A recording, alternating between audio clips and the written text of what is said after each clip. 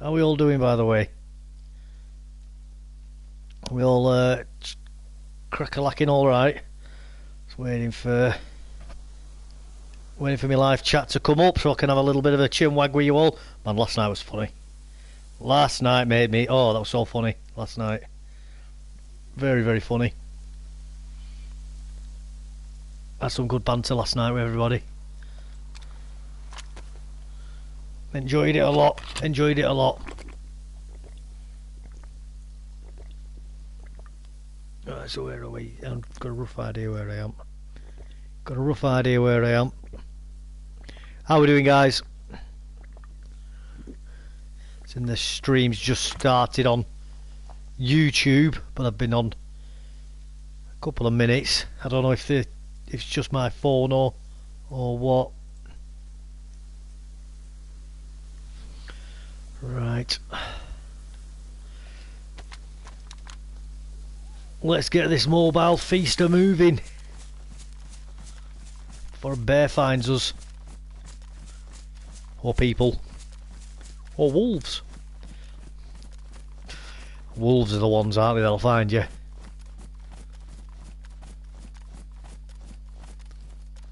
Still looking, though, for a respirator. In fact, should we go back to town? Should we go back to town? Yeah, let's go back to town. Let's go back to town.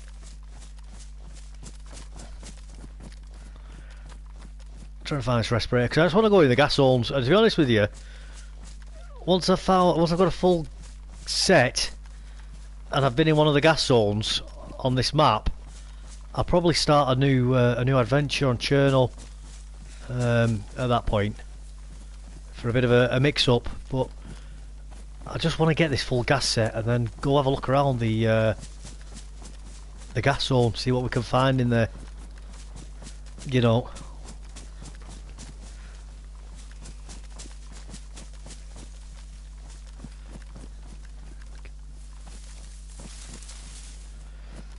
Let's get going. Let's get going up here this way. How we doing, by the way, guys? We all right? Have we had a nice day? I've just made a little bit of a whoopsie with that zombie.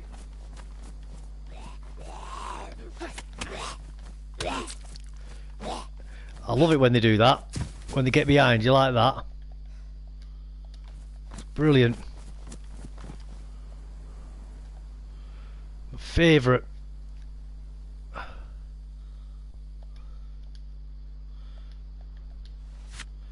Why couldn't I put that in my hand then?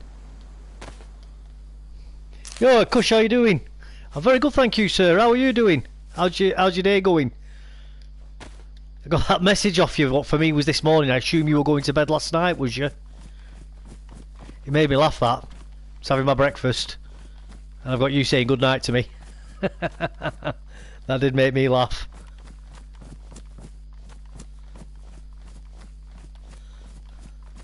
I was there eating my muesli and having my first drink of tea in the morning.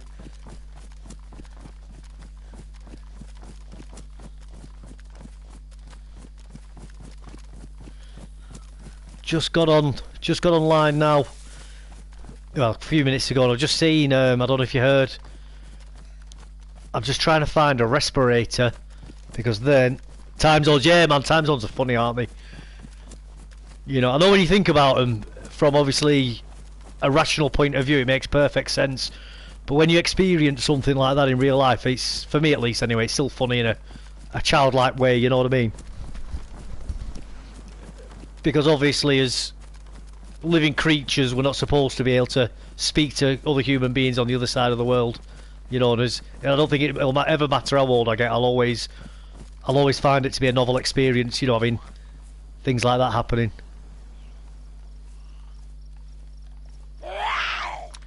Oh. On your head, son. On your head. 1 AM. Yeah, I thought it was something like that with the times. I mean, my goodness, you were up late, weren't you? 1 AM.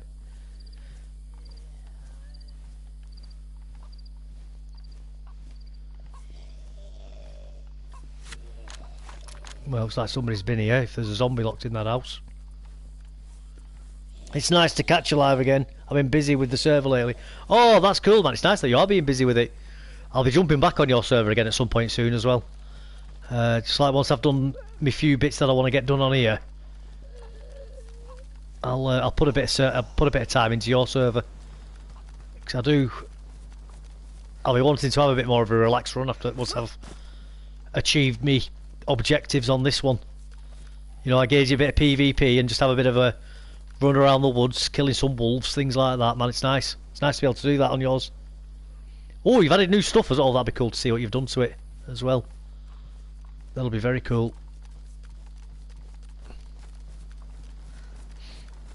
For anybody who's watching this, by the way, whether live or watching it after live streaming, Kush has got his own server on PlayStation Network. If you just type in Revival, and it'll be Revival PvE VP as well. The Revival, sorry. Excellent server. There's no PvP in generally around the map, but there is areas for PvP. Mainly the large, like, military bases, airfields, things like that, to give you the basic lowdown. He's on Chernarus. He's added a few different things to it though. Great map, great fun. I've had a lot of fun on there. You know, if you want something a little bit more relaxed than official, but the PvE is harder. Like for example, when wolves spawn, instead of getting 1 pack of wolves, you get like 3 packs. So the PvE is a lot more challenging. But you're not constantly looking over your shoulder for, you know, other players trying to wipe you out all the time, and it's just nice, man. It's just nice change of pace. You know, like I say, I've had a lot of fun on there, and I will definitely be going back on it in the not too distant future. Highly recommend. Sorry about that, Kush, mate. Just doing a little bit of shilling for you, buddy. And that's genuine, by the way, what I've just been saying there. Absolutely genuine. If I didn't like it, I wouldn't say it, and I'd be quite honest. I wouldn't be rude about it. You know, I'd tell you what I didn't like. But I would tell you that I don't like it, and I do absolutely, wholeheartedly do appreciate your server and the effort you've put into it. Oh, you're more than welcome, sir. You're more than welcome. Listen, I appreciate the thank you, but without meaning to sound arrogant or without meaning to sound dismissive, I don't do it for the thanks, man. I do it because you've put effort into it and you've done a good job, and people should be recognised when they do things good like that. You know, so but you're more than welcome. You're absolutely more than welcome.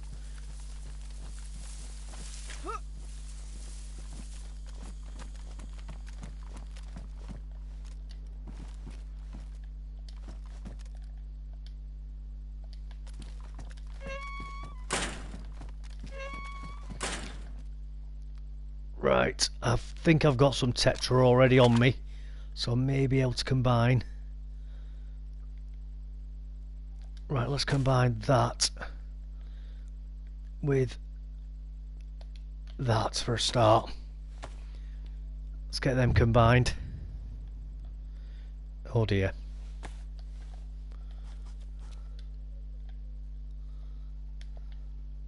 I think I just heard incoming.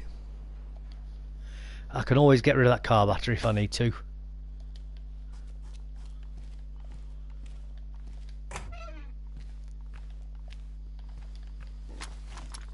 I know the AK is not the best automatic weapon, guys, as well, but I just think it's cool.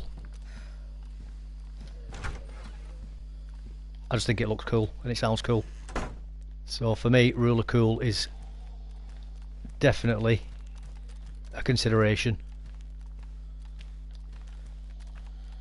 Same if I find revolvers. If I'm carrying a pistol and I find a revolver, I absolutely will put down the revolver that I've got and swap it. Right, well, at least that's not landed here. That's a good thing. You added a boxing ring. Oh mate, that's really cool. Not gonna lie, that is actually epic. That is genuinely epic.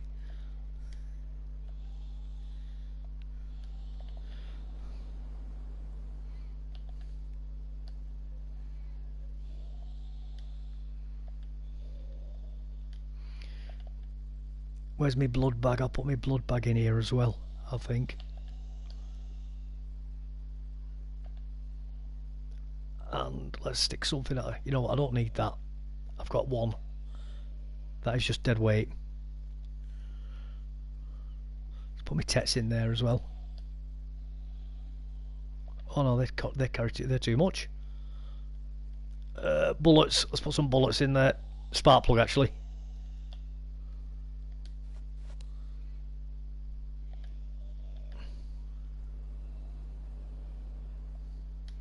We'll carry a second IV bag. Might as well. Saline bag is 4 anyway, so it doesn't make it any larger to add that to it. You had a boxing ring, gladiatorial area, a Call of Duty style arena, Nuketown 24, and a racetrack also moved all in one. Mate, that is unbelievable. Me and the team went and killed each other. I'd like to say I won. Sounds like you've had a lot of fun, mate. Honestly, that is really cool what you've done there. That is real. Sorry, I wasn't ignoring you. I was just trying to get me bits together before we get moving again. I'm actually really looking forward to all that now. That's very, very exciting news.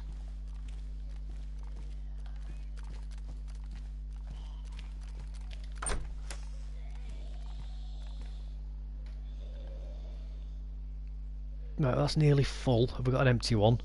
Right, we'll get rid of that one. And we'll take that one as a replacement. That is all I'm finding lately though. Filters. I'm actually drowning in filters.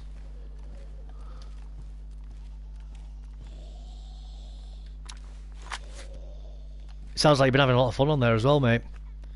And there is nothing wrong with that.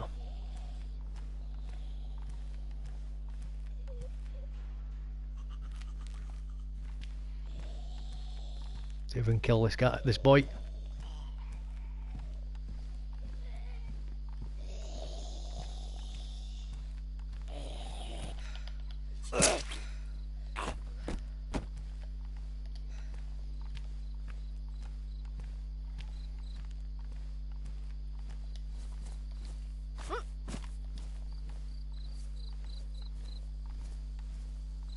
And then we'll go have a look at these garages over at the end. I mean, I probably should have had a look in the car as well, but... hey ho!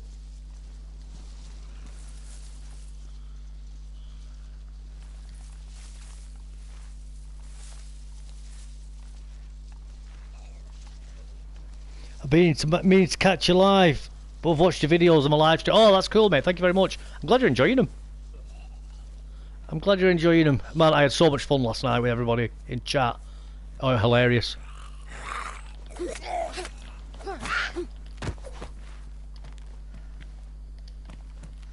It was a heck of a lot of fun last night. NBC gloves. I could take the multivits.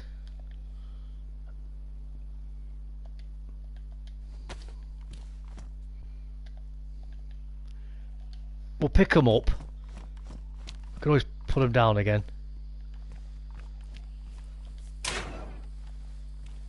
Can always put them down again in a minute if we need to. That's it. Oh man.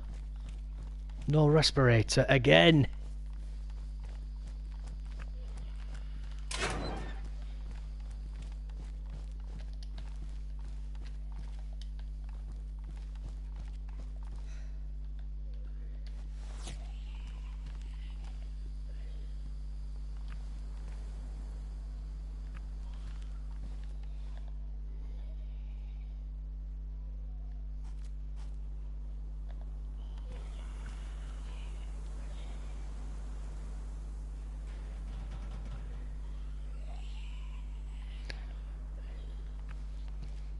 I've been meaning... oh, sorry, you just taught me something I didn't know you could do in my 16... I was a DayZ. Oh, what's that? 1,600. That's a lot, by the way, that. That's a lot of gameplay.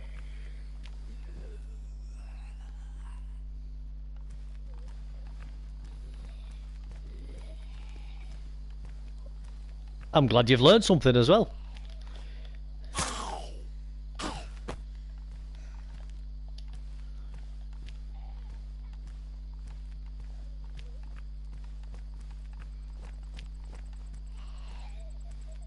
Take down zombies from the back. Oh, you didn't know that, did you not?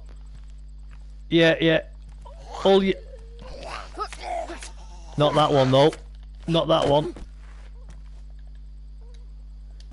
Yeah, all you do is sneak up behind them, crawling quiet like. And then you just press your aim button, so on the PlayStation it's the left shoulder button. So, you know, you're taking your stance. And then I mash the... Like within a split second of doing that, I'm mashing the attack button. And I find 9 times out of 10 that works. It's a kind of a timing thing that you've got to do with it. You've got to be quite Johnny on the spot with it, so to speak. But yeah, man, very worth doing if you can pull it off.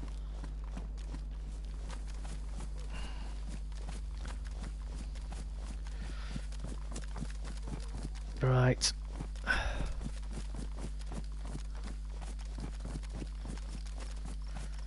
I mean, maybe in here there could be, because we're still so next to the hospital.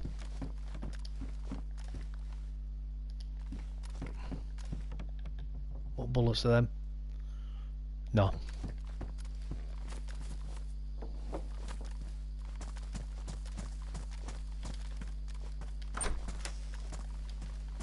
I don't think you get anything in toilets, do you?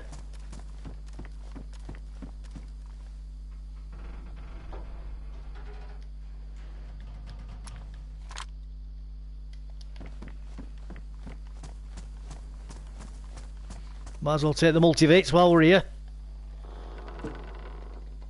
Pardon me.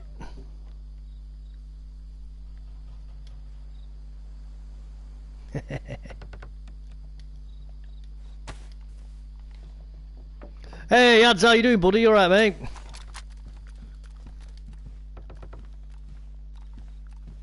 I'm trying to find a respirator. Unfortunately, there isn't one popping. Oh, there it is. Just a mask. That is correct. That is exactly where I am, sir. That is exactly where I am.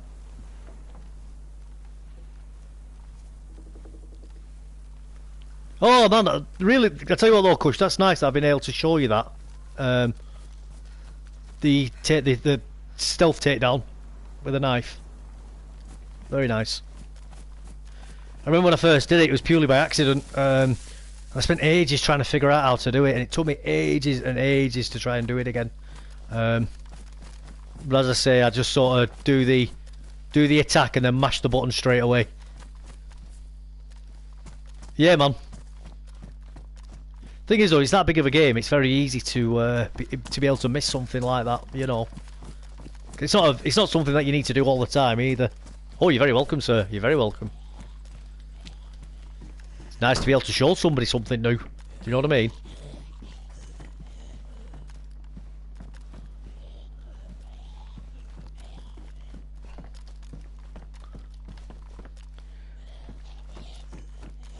How are you doing anyway, Ads? You been up to anything, mate?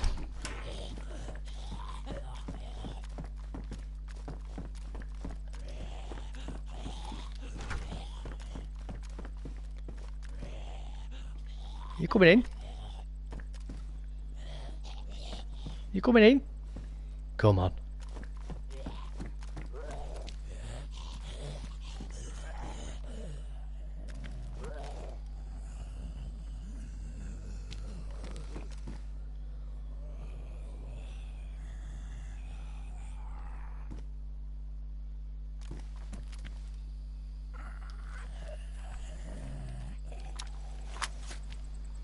Okay, if you insist.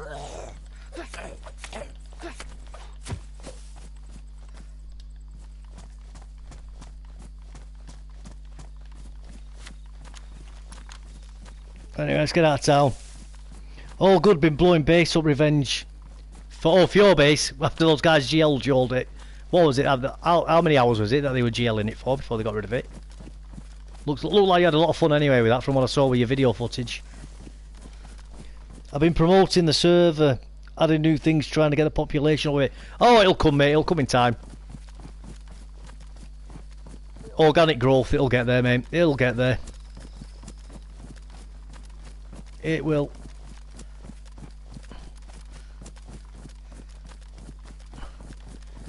Like the old saying, if you build it, they'll come.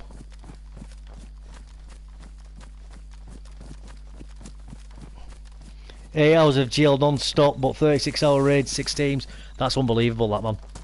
That is unbelievable. 100 plus kills. Oh, man, that's excellent. That's excellent. How big were those teams? 4-man teams, were they? Or like 4 to 5-man teams sort of size? Or were there any big ones?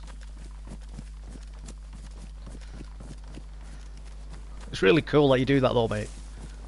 Have those big events like that. Honestly, it's such a cool thing that you do.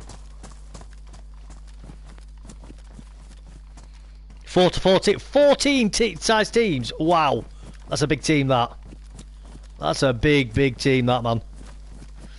I tell you what, you must have had a lot of fun when you had all those guys. Just loads of targets to keep popping at. That is very cool, mate. Very cool.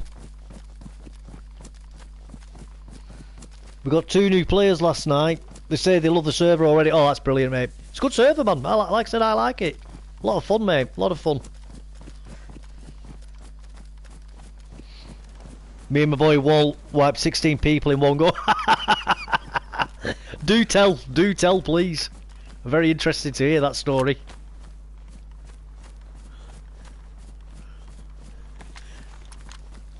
I take it that was with explosives, was it? Red armbands. So that's how you know they were all on the same team as well. Brilliant. Oh man, that must have been fun killing all them in one go.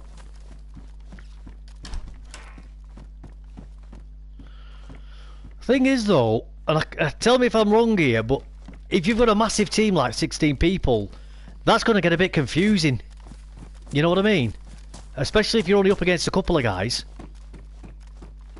You know, I'm not saying that they haven't got an advantage, but man, that'll get confusing. They were drilling the base from up top. We got behind them and just went... just wiped them out. That is brilliant, mate. That is amazing.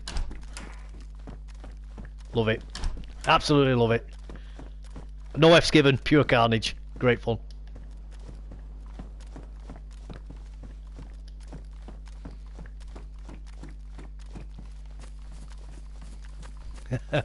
They must have felt a bit silly afterwards. they're all 16 of them are back at the coast again next to each other. What happened to you? What happened to you? But we had more of us than them. How are we all here? Yep. We put the kit on, but no top. Right. Wearing all their kit. Brilliant. I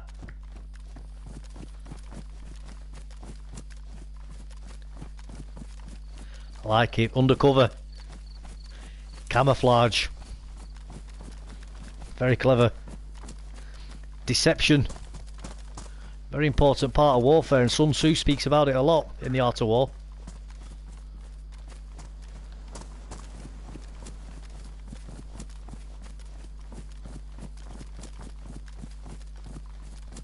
Brilliant, man. Brilliant.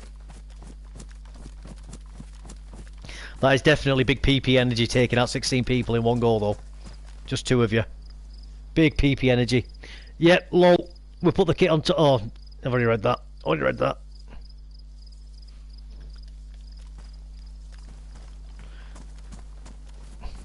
They lasted all of 5 minutes. Did they come back for round 2, did they? Or was that enough for them?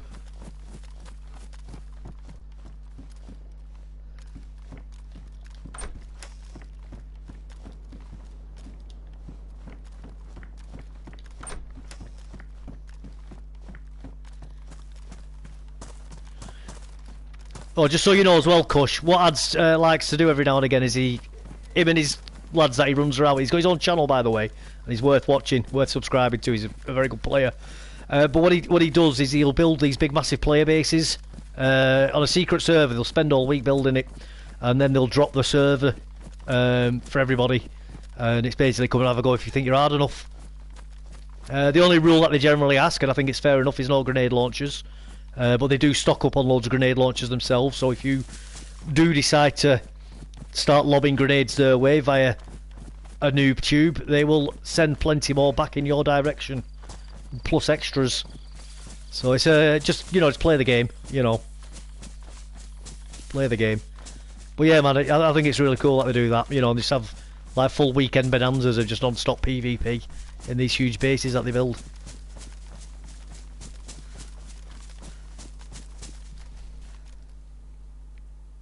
Kept coming back for hours. Must have chucked 70 to 90 bags of GL in the sea. Oh, they were definitely duping them, weren't they? We'll rein them back. Few of the boys got 300 metre kills with the GL. Oh, mate, that is glorious. That is absolutely glorious, getting long range kills with the GL. Because I think, am I right, the site's only 0 to 75 metres, isn't it? If memory serves. In fact, let's get it out now and have a look. Yeah, 75 metres. Yeah, you can't change it. Which is unrealistic because that on the top is actually a rangefinder.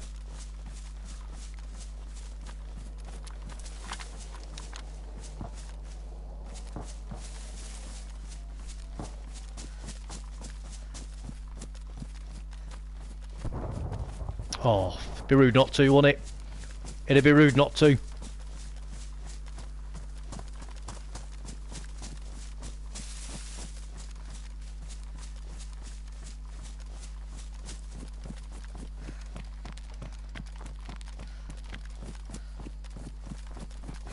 Just get a team cushion, go give them a go when they do another one, man. Like I say, they're on PlayStation, them guys. I'm sure Ads would happily meet up with you anyway. You know, arrange a server in private. I'm sure they'd be more than happy to meet up with you and have some PvP. Because he's quite partial to a bit of PvP himself.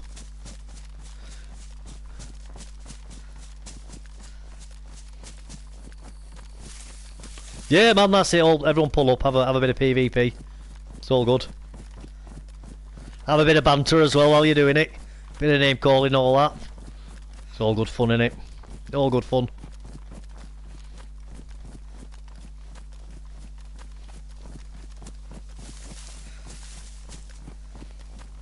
I have an admin team.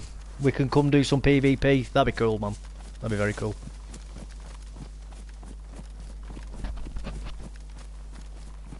We're down whenever. Just come deep, so it's worth our time. I like it. I like it. Trash talking starting already. I love it.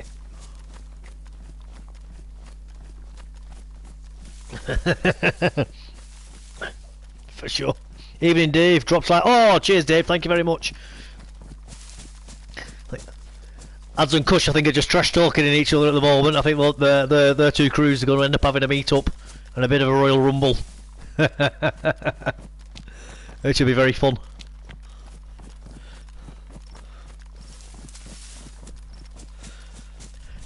And I might just sneak in from the shadows and lob some grenade launcher in just to spice it up a little bit. And then get killed immediately after firing my first shot. I can solo it too. I've wiped out teams of 20 by myself.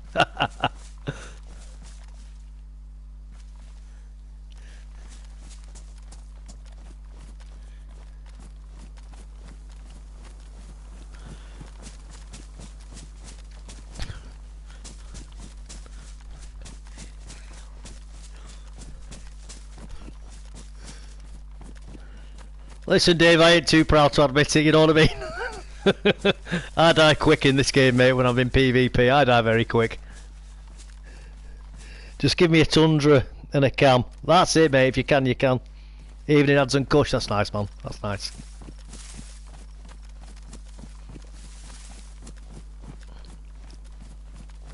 Where's this blinking helicopter gone?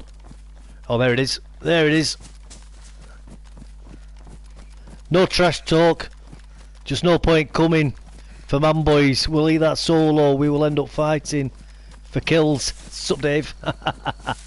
Oh, they are quite good, Kush. I won't lie, mate. I won't lie. They've got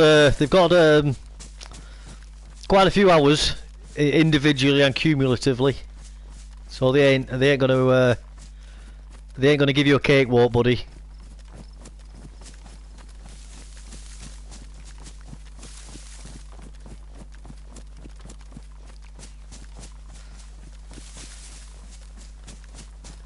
But they do play fair as well. They do play fair. Hard, firm, but fair. Like I tell you, hey mate, challenge is the best way. It's the only way you improve your own skills, isn't it? There's no point fighting, no point doing PvP with people you can beat every time. You don't learn anything, it just makes you lazy. You've got to test yourself, man. You got to.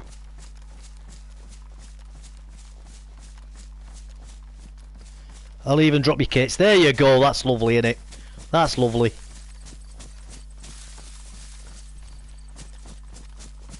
All that and pay, guys. All that and pay.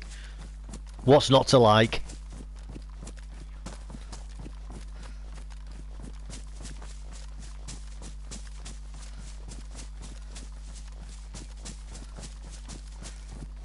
No need for that. I'll look for my stuff. Oh, even better. Even better. My boys be hitting 300 meter and 4 kills each day. Blows my mind. I can't hit past 150 with the M4. Yeah, that is impressive, man. That is impressive. What's that with iron sight or with scope?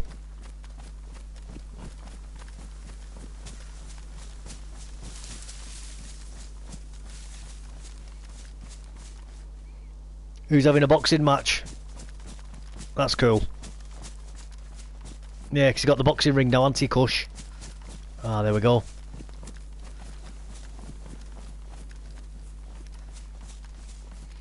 The longest kill with the M4 is 325. That's good, that. Iron sight, full beam. That's good, man. That's good.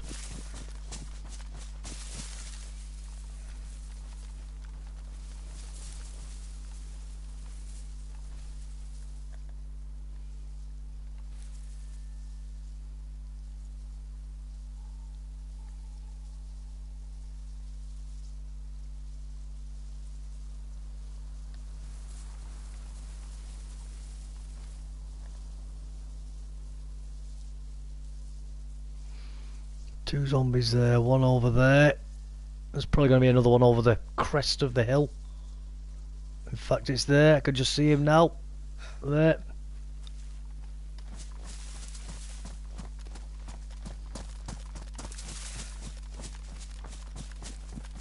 "900 meters, that is impressive, that's good." What's that, like about 4-second delay on the shot?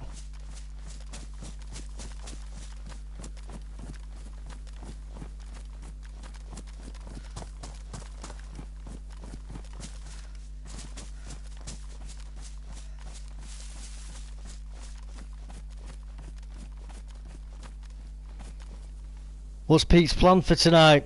Anyone watching the footy? No, mate, I'm not. Just running around Livonia, I'm afraid. Trying to find a gas mask. Aye, always aim for the head. If you can, mate, do it. 927 with 100, nice. Nice. Two very impressive shots, that. Two very, very impressive shots. I think if you're going any further than that, really, you need to be doing it on PC, don't you, with the, you know, top of the range graphics cards and that, just to be able to try and get the rendering. Rated on high pop, lovely.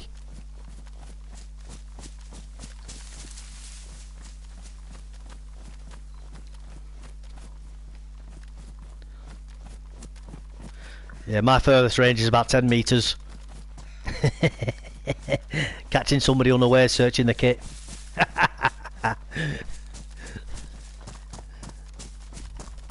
Mine was 2 miles for an M-lock. Only joking.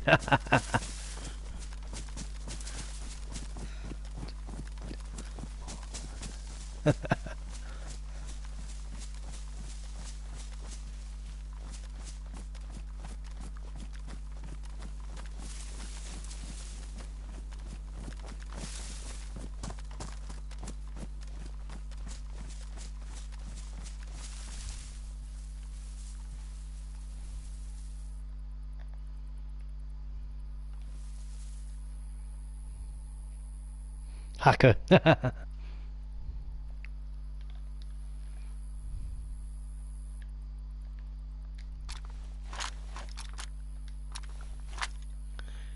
is there anything I can get rid of here? I'll get rid of that, that sort of crap. I'm carrying so many bloody filters. It's unbelievable. Right. You can get mixed in with these. With them.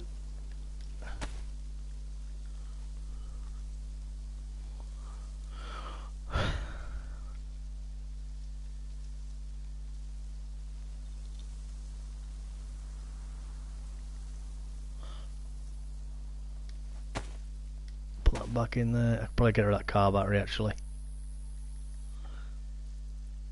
I'll put that car battery down so I can always pick it back up again. Hey Hermie, how you doing, mate? I just remember when you and my bro got over 100 kills on Battlefield in that tank. That's amazing.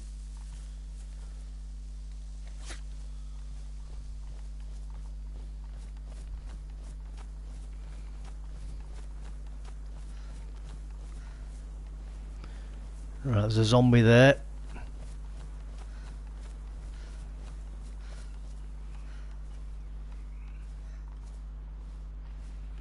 Go and kill him.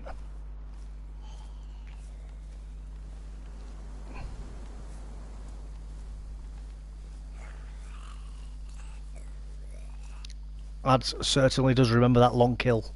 All those kills, sorry.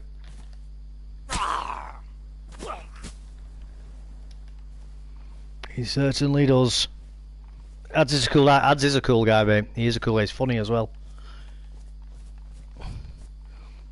They both cornered them in the spawn. Spawn killing. Funny.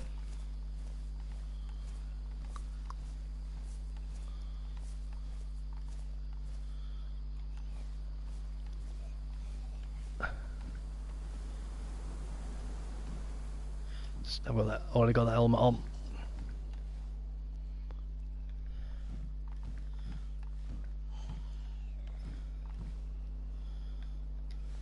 Take that ammo. Don't need that. Don't need that. Don't need that.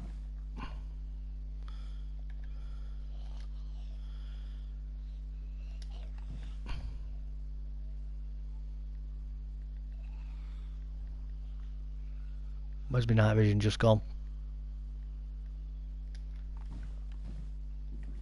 Where's my night vision just gone? Oh dear. Well, that was clever, weren't it, Dave? That was super duper clever.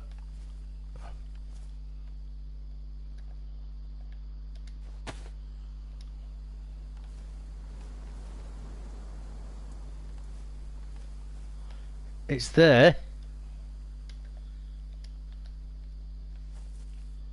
Well, that's good, isn't it? That's good.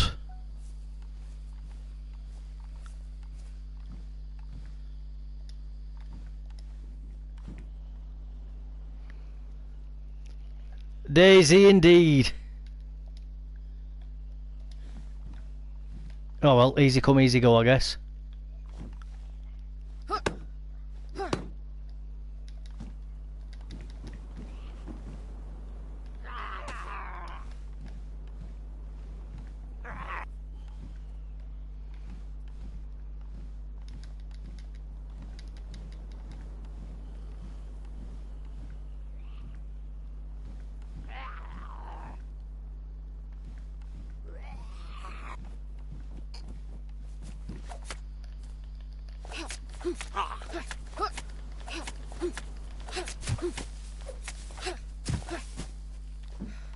Oh my goodness.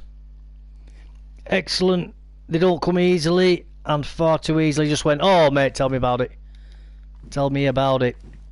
It's my own fault for putting them blinking gloves, them blinking goggles on. Look at that. Oh my goodness.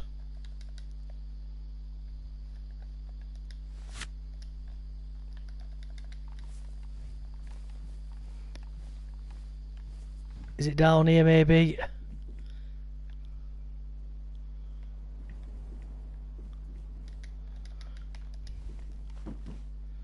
Oh, that's annoying.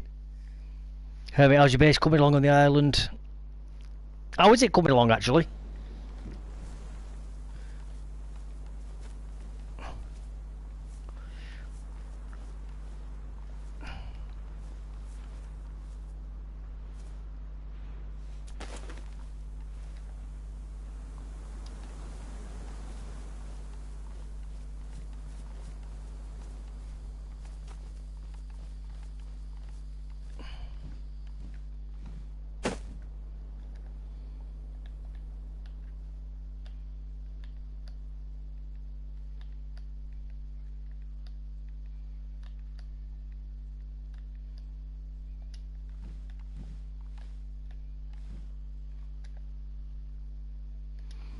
Oh my goodness. I want them back.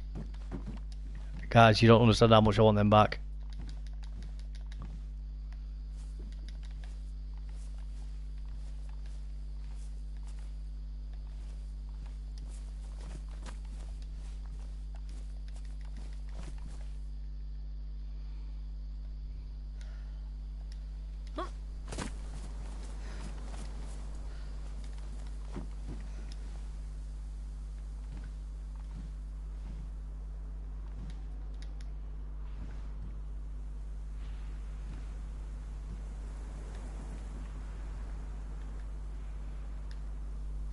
They've gone.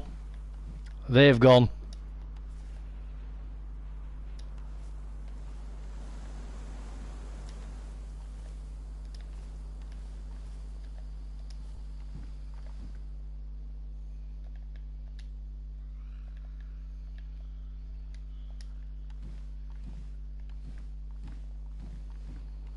Oh, that's annoying. I regret this helicopter ride.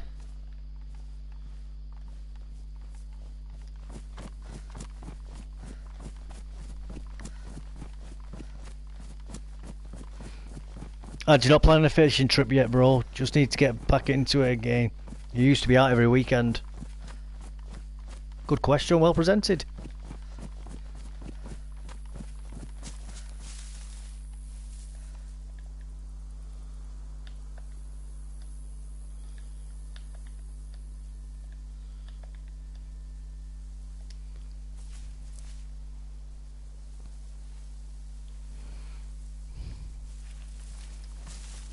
Not gonna lie, slightly miffed about those night vision goggles going bye-bye.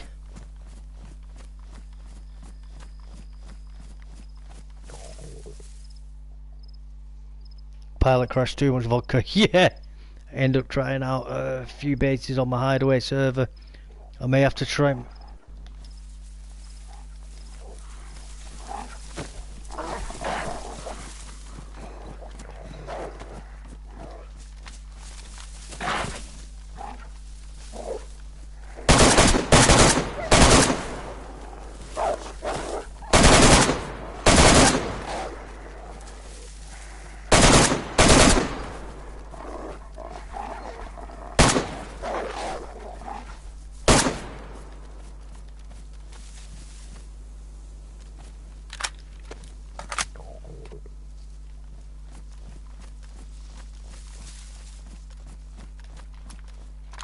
Where's that bag gone?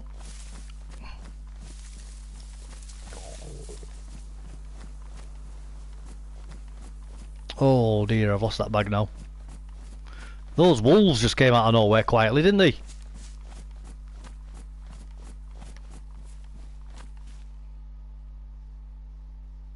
Oh, they'll float in mid-air, will they? Cheers, mate.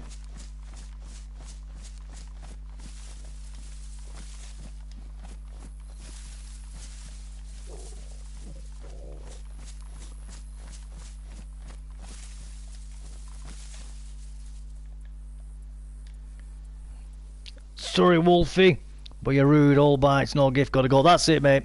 That's it, time to cut them up. Want to pet them with the inside of my stomach.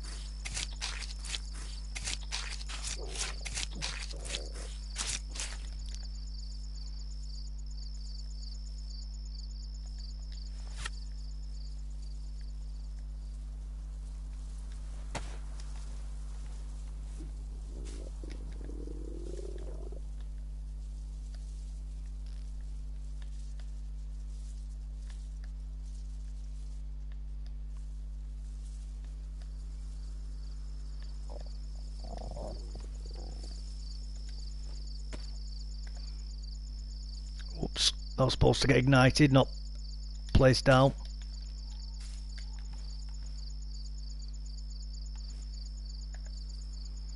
Oh, I've no gas on it, have I? Oh no! Oh no! Doesn't matter, right. What we'll do, we'll eat a multivit. And then we'll eat a load of this meat.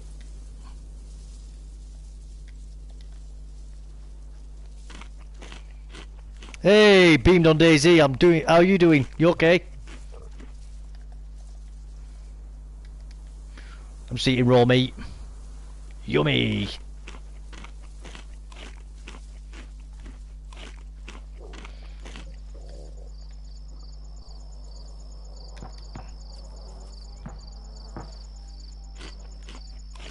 Another helicopter. Same one, was it?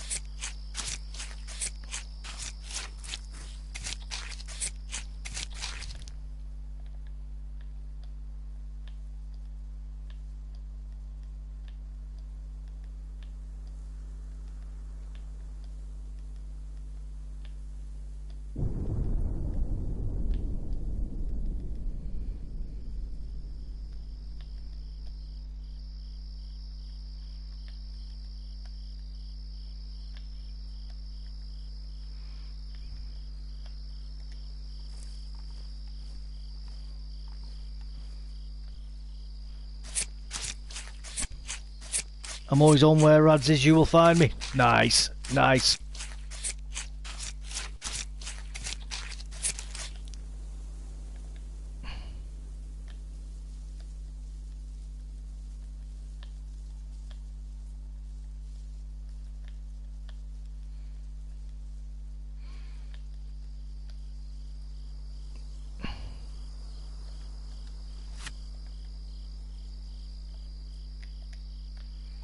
Let's eat a bit more of this fat.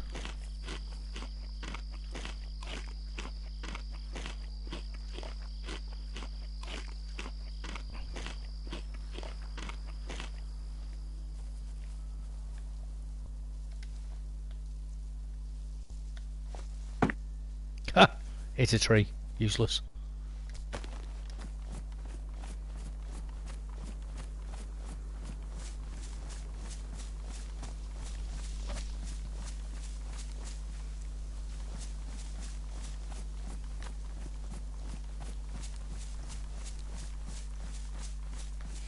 Always enjoy the stream.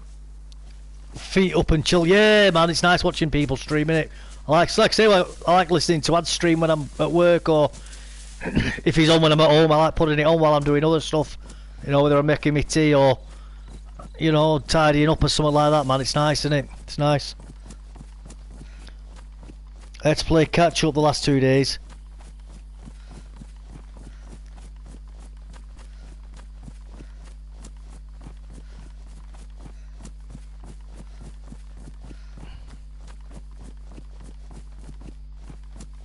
Put his bag down in here somewhere.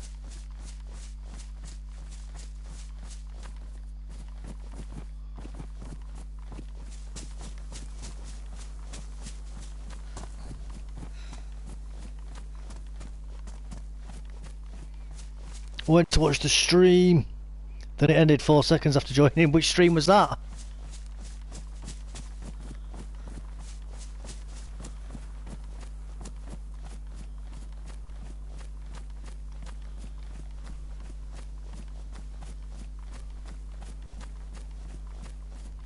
The other day? Oh, right. That's funny, mate. I'm not going to lie, it's kind of funny. Oh, I'm next to Konopka.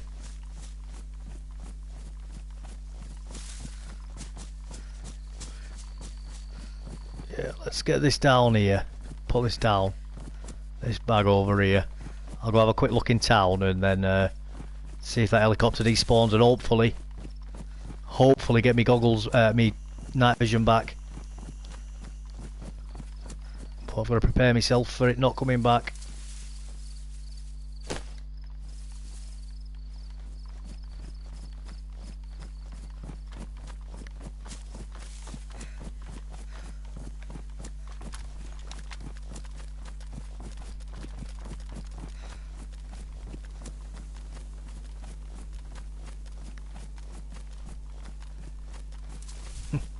I've had that happen on a few different streams that I've gone to as well. You go to watch something, don't you? As soon as you get in there, it ends. It's like, oh, it's quite disappointing, really, isn't it? Because you get yourself like, oh yeah, I'm gonna watch this, and then it never happens. Dave, have you guys raised the flag lately at your base? I've not, no.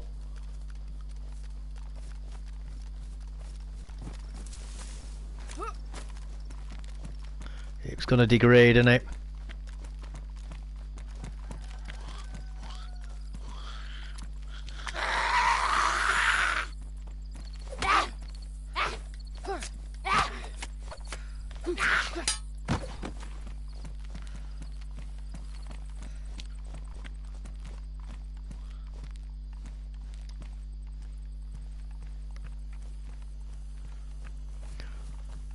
There's no flagpole in there, mate.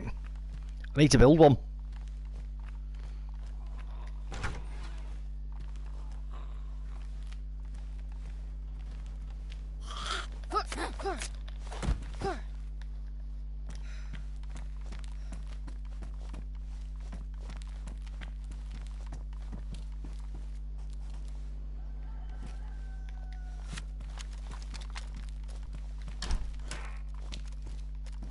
I've only really come over it, well obviously I want to have a look in here anyway, see if there's a gas mask, but trying to get the helicopter to despawn and then hopefully, as ads has suggested, hopefully get my night vision back.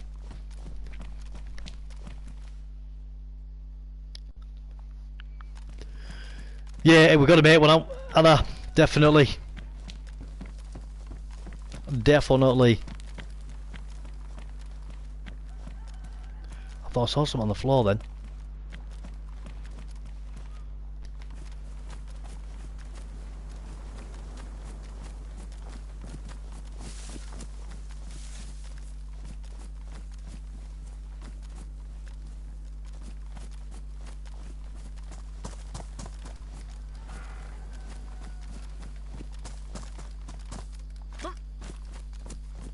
Get in here, have a quick look in here.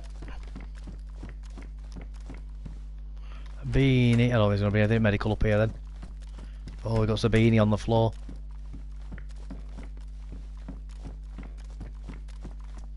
I'll tell you what I'm going to do actually. Let's let's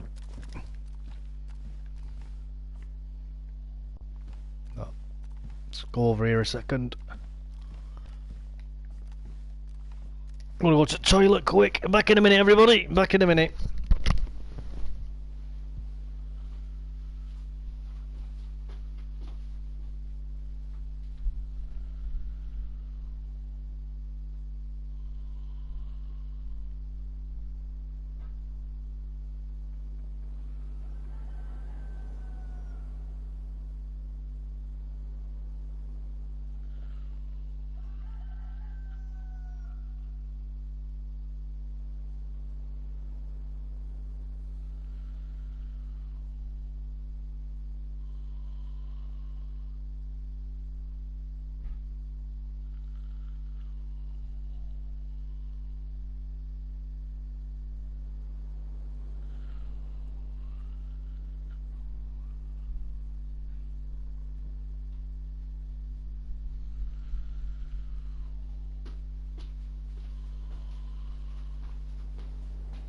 And we're back, and we're back. And we are back. I may start streaming again. I get paid to stream. Go, do it, mate. I don't stream on YouTube though. Stream on Twitch. Mate, if you can do it, do it. Absolutely do it. Howdy, Ryan and all. You're right, Aldrin. How's it going? How's it going?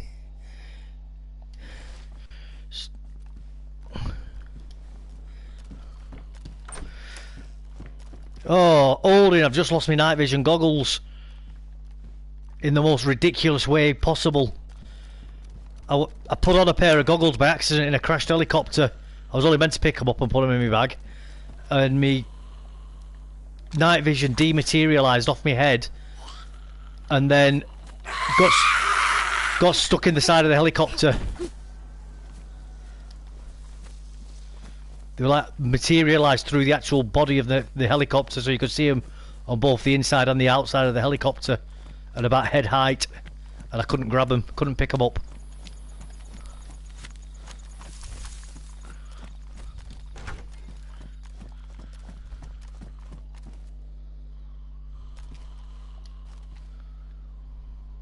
Wolf mask. That's one of those payday masks, isn't it?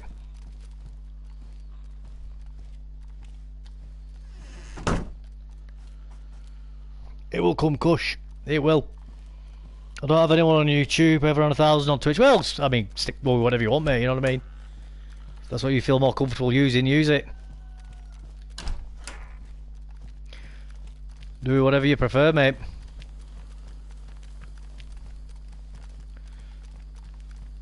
I want to say I quite enjoy the streaming. I'll stream on YouTube. Yeah, do it, man. Do it. Absolutely. And Twitch. Yeah, man, if you could do both, do it.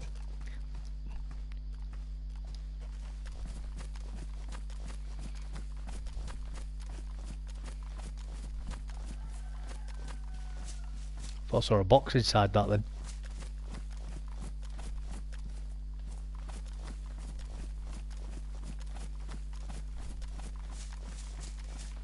It's okay, man. DayZ is still early access. They'll fix all the bugs before full release. That's it, they're just ironing out the bugs, aren't they?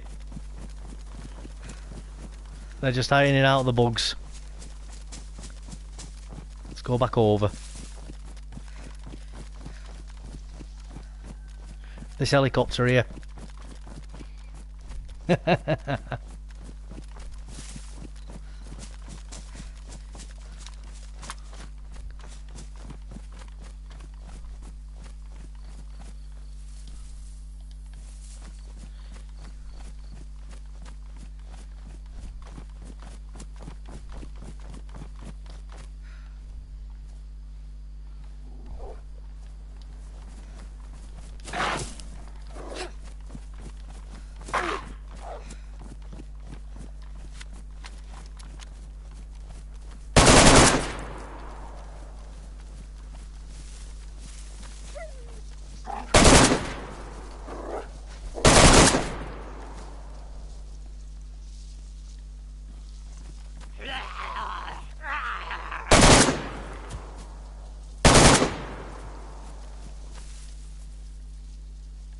Might as well bloody shoot him.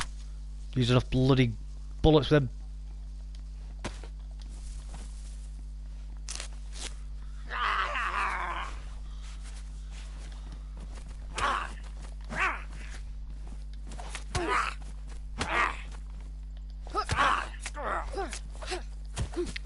Oh, if there's anybody in the area, they know I'm definitely here now, don't they?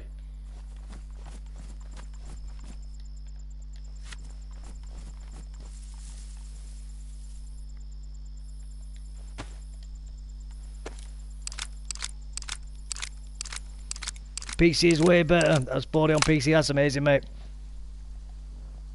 On PC for £6, that's brilliant.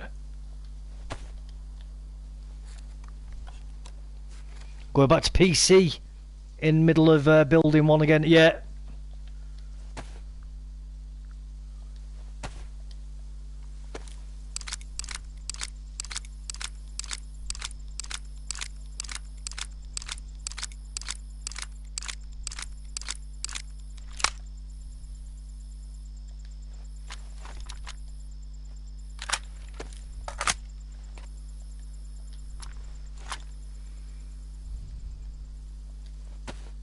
Blinking wolves. Pain it bum.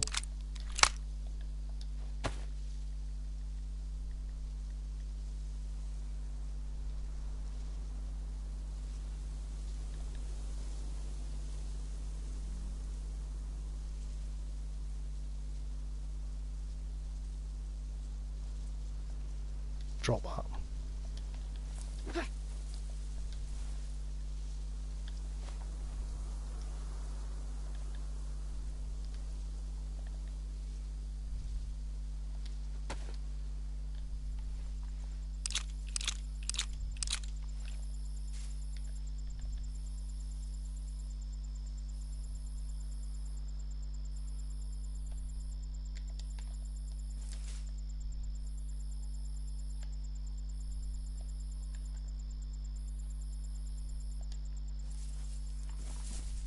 Right, let's try that again, shall we?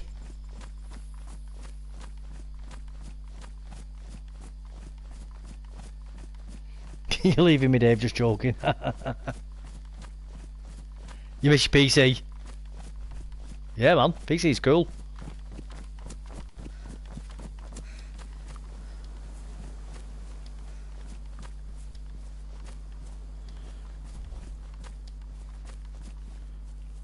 Oh, look at him. Oh.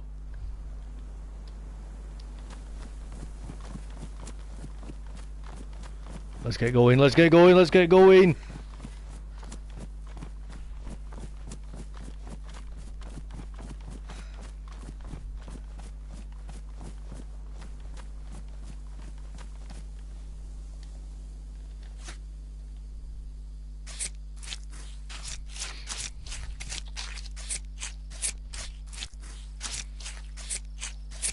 Yeah, that's the game giving back after it's been incredibly cruel to me with the treatment I've been receiving.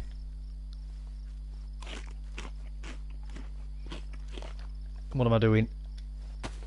I need to have that first. Oh, I hope I've not messed that up.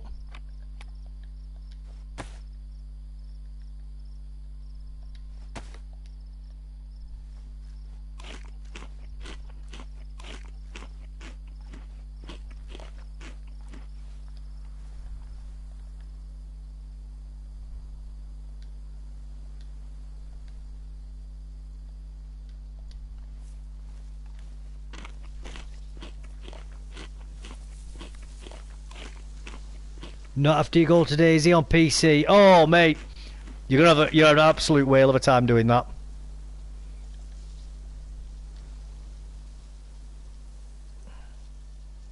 Right, let's start heading south, guys. Let's start heading south.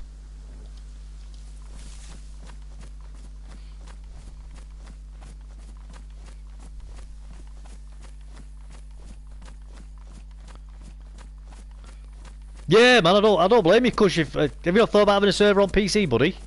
Instead, it's hot as balls here, and I had to walk to Walmart. I'm kind of dead at the moment. I bet you are, mate. To be honest with you, it's been absolutely pouring down here all day, so it's been a little bit different for us. Been a little bit different. I was going to fill up with water then there, but probably not a good idea with the amount of gunfire I've been doing around here. Already in the process of building a PC server. That is so cool, man. You know, have a lot of fun on that. Is it a longer process on the PC?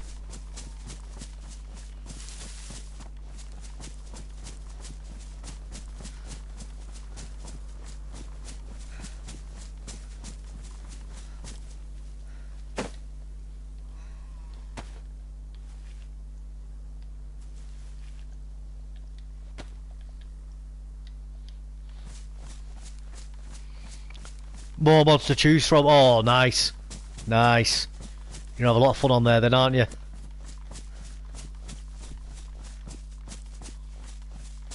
I do hope to get a PC myself at some point in the future, but that may not be for a long time yet.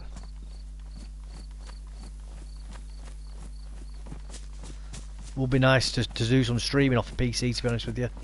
Obviously better graphics in it.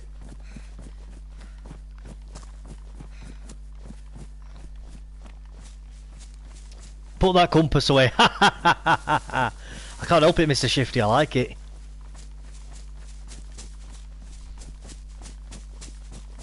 I like it. I need to learn every single tree though, don't I? This This tree is pointing perpendicular to the field and the other tree over there, so that means that I'm walking in a south by southeast direction at this moment in time.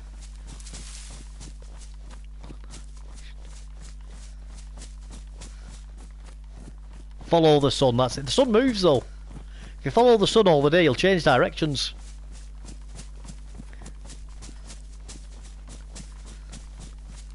I'll just follow the red path. That takes me to where I want to go, eventually.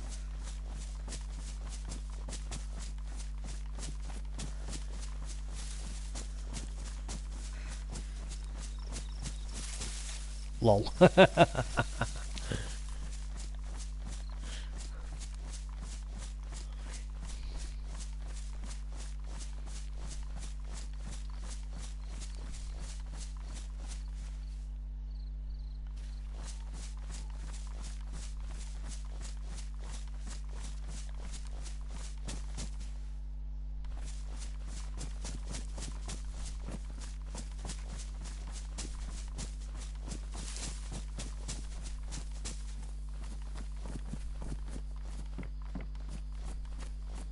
So a quick look is in here.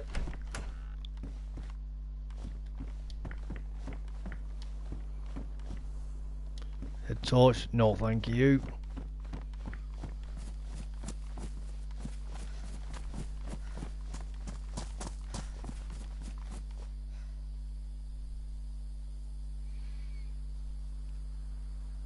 I'm going the wrong way here, aren't I?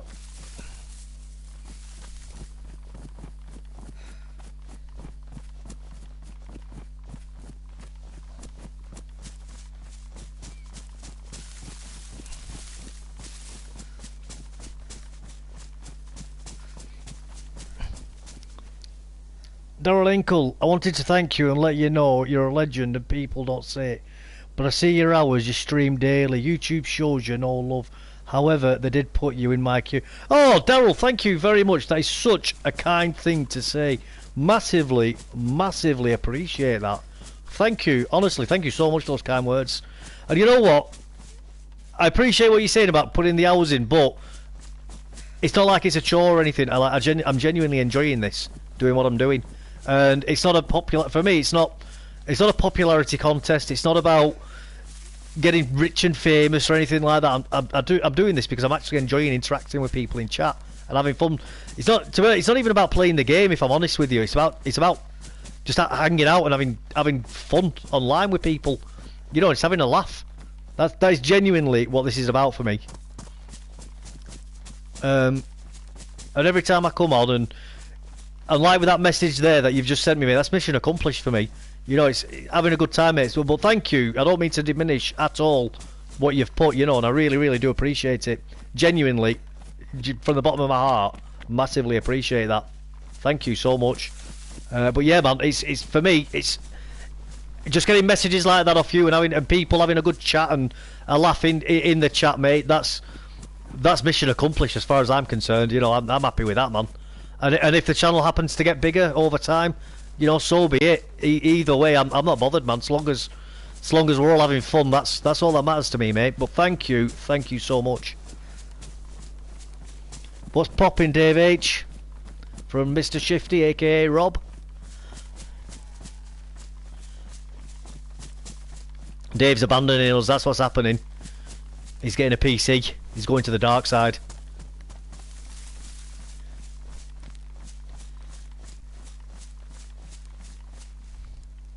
Hey, Mr. Shifty says, Hermit. Doing well with your streams all day. Well, thank you very much. Thank you very much with that. I do appreciate it. And same with you, Rob, mate. And I've appreciated meeting up with you guys for runs as well, man. That's what it's all about for me. It's just about meeting up with people and having fun, man. That's genuinely all it is for me. It's great. Brilliant. Mission, like I say, every time I come on here and have a good time, that's mission accomplished for me. Love it. Not all streamers interact with the viewers. Yeah, I don't understand it, man. I really don't get it.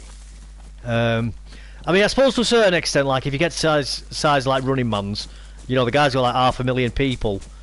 You know, when I've watched some of his videos, you'll have like 2,000 people watching his stream at once, and he's just getting bombarded with messages. I imagine that is quite difficult to have any sort of meaningful interaction with people. But he does try, you know. Other streamers, I can't really comment on, to be honest with you. Everyone's different, I guess, and everybody wants different things from it, don't they?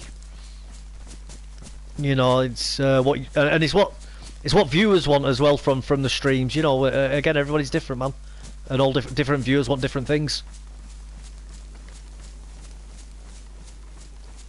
Yeah, no, lol, absolutely, mate, absolutely.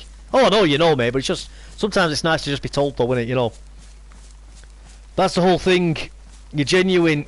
I'd buy you a pint, but there's no sticker that I say. Oh, thank you. That's very kind of you to say. Oh, I think what that's related to is how many subscribers I've got.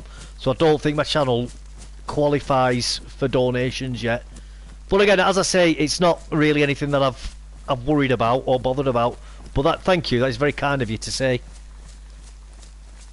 I can't usually stand watching big streamers. 10 to 15 is the sweet spot as far as viewing, as far as I'm concerned. Yeah, oh, definitely, mate. I think when you're about, like, say, 10 to 15, or even like now, I think there's about 8 at the moment, viewers. You've got enough people where there's a constant interaction going on in the chat, but it's not overwhelming. So everybody sort of can say a bit and get a decent reply, and there's a bit of knowing me, knowing you going on. You know what I mean? It's like a buddy group then, really, more than a theatrical performance.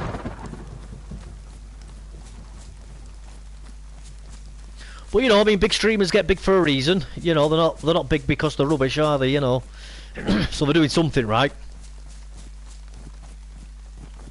But yeah, I get you about the smaller streamers, man. I mean, a channel I like to watch, totally different thing. It's called Modi and Glory, and regular viewers have probably heard me mention him before, but he's Warhammer 40,000, and for those of you that don't know, that's like little plastic toy soldiers that you build and paint.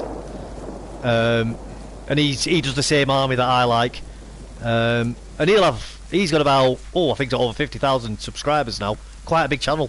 I'm sure he's getting close to 100,000 actually.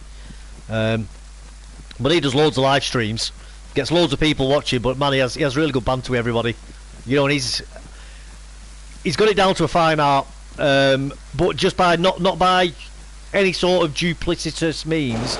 Just because, I mean, I've watched him since he was a very small channel, since he was less than 1,000, and he as a person hasn't changed at all. He's just a genuine guy who's very passionate about his hobby and his army that he collects, and he loves talking about it with people, and that genuine sentiment comes across brilliantly, and that's why I watch him, because like Daryl was saying, genuine person being genuine, and you can't, in my own opinion, you can't really put a price on that, you know.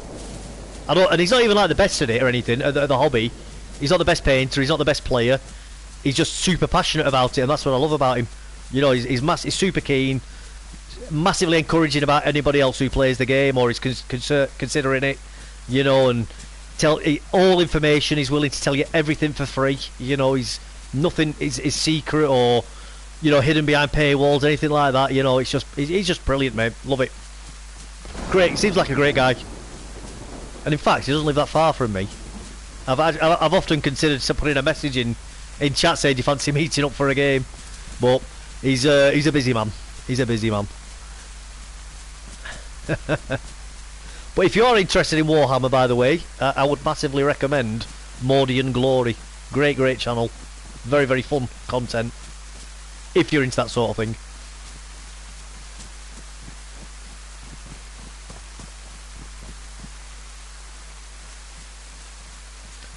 Let's put it this way, man. You ever get to the status, you let me know, we'll go out some rounds down range. Absolutely. You know what, mate? If I ever get in your part of the woods, I will absolutely meet up with you and go on a range and sling some lead down range, mate. Absolutely. I would love to do that. Playing with pew-pews, mate. Dream. Absolute dream for me. I love it. Love it.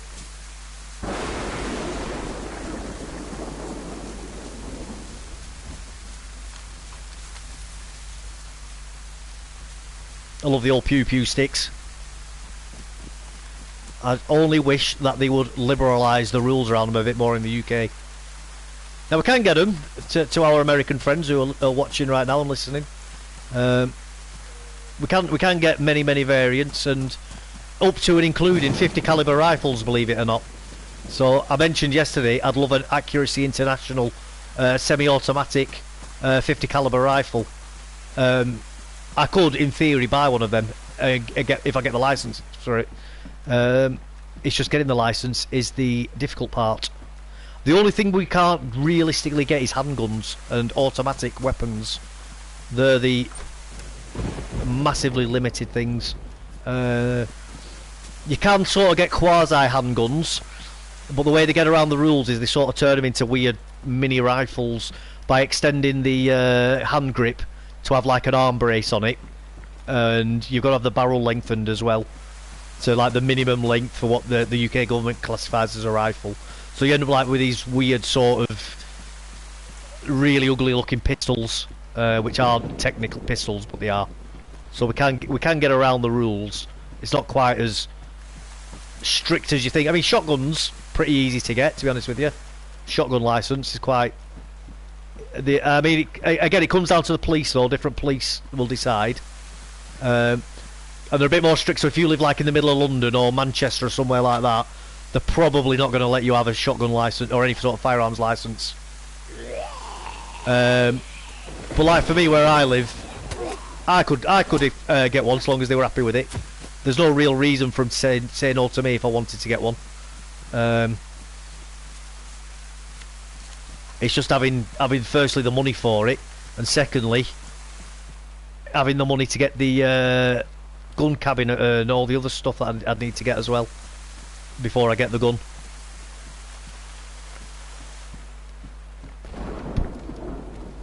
But I may do in the not too distant future look at getting my shotgun license.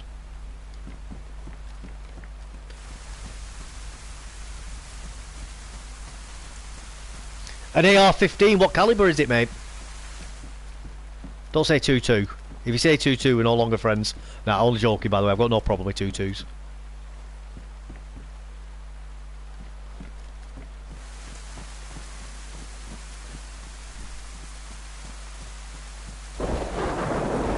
I'm looking at getting a PSA AK-74 Plum. I'm a freak for it. Mate, AKs are cool, man. They really are cool. Absolutely. You'll hear no arguments for me. You know what, though? You could say any gun to me, and I genuinely wouldn't care. You know, if people like 2.2, like say 2.2 rifles, man, if you like them, get them. You know, everybody's different. You know, if you like pistols, great. If you like black powder, great. You know, you get what you like, man.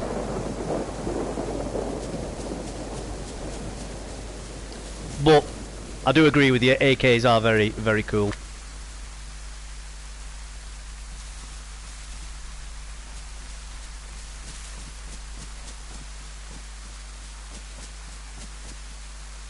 You're not a fan of the 223 by 5.56? I like 5.56, man, but I've got to say the reason why I like 5.56 obviously is because of them being NATO standard. From when I were in the army, so I am a bit of a sucker for 5.56 and 7.62s as well. I do like 7.62.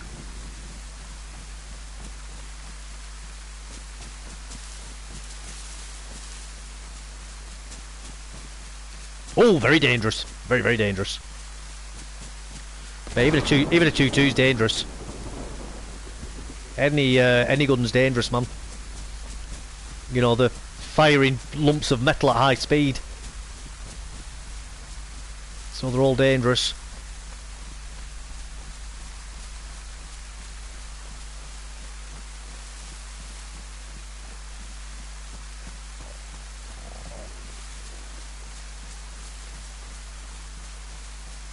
I wonder if eating all this wolf meat soon.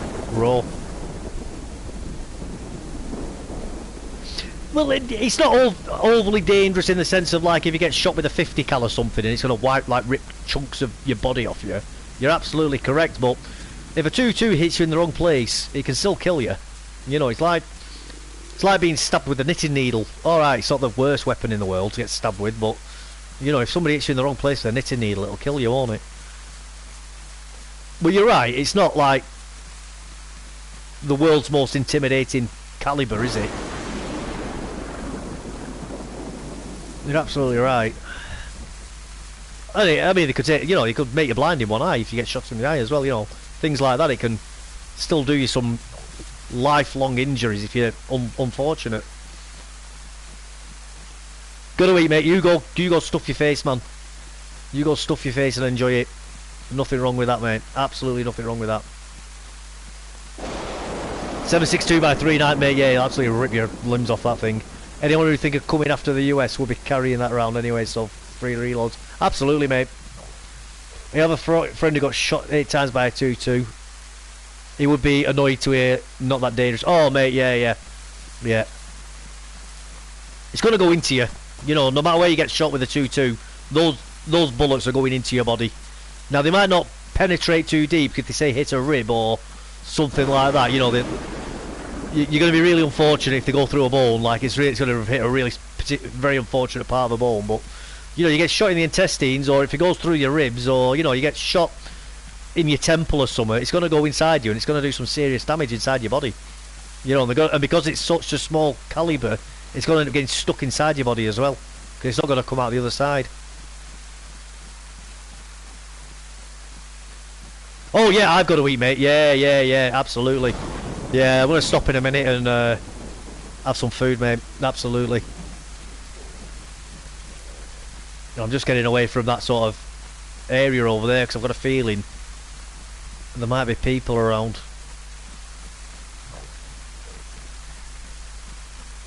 Is that smoke? It is, isn't it? That's smoke.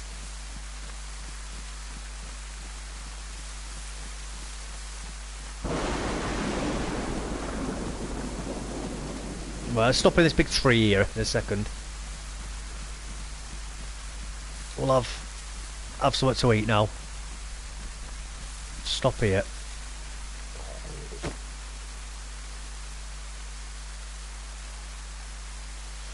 I wind up eating all this wolf meat before I've cooked it.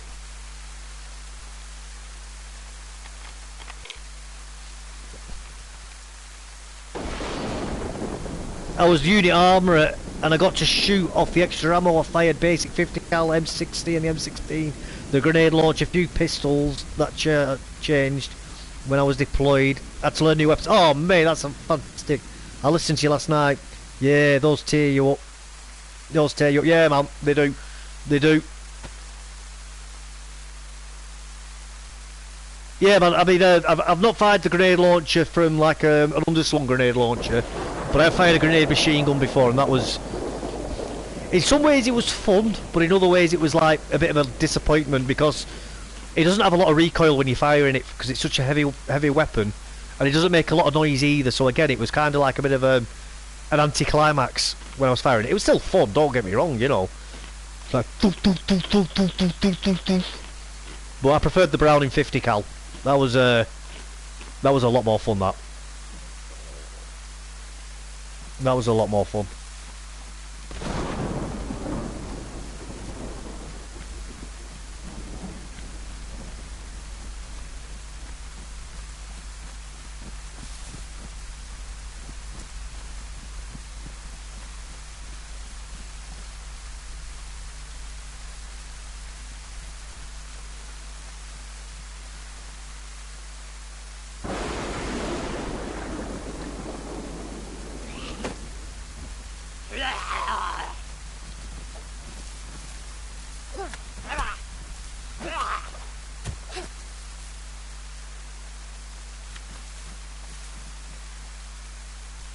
I hope you enjoyed the stream last night as well that you watched. I'll be honest with you, I had a lot of fun last night. Chat was hilarious. Wow, there are loads of zombies here. There are loads of zombies here.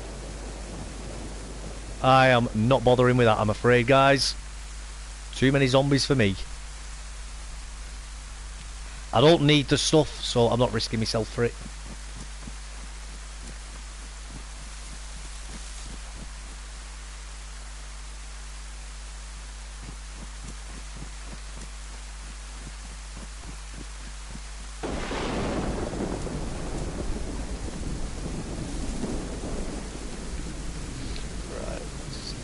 One moment.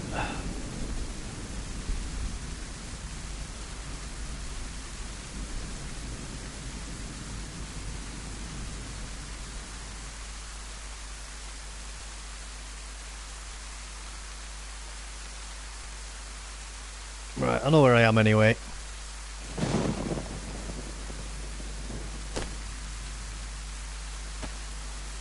Nobody tell Rob that I've got the compass out.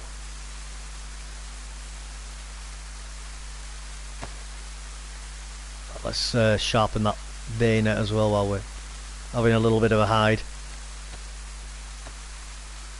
I had a friend who bought a house with a bomb shelter in the basement. Oh man, that's amazing. He keeps his collection in it.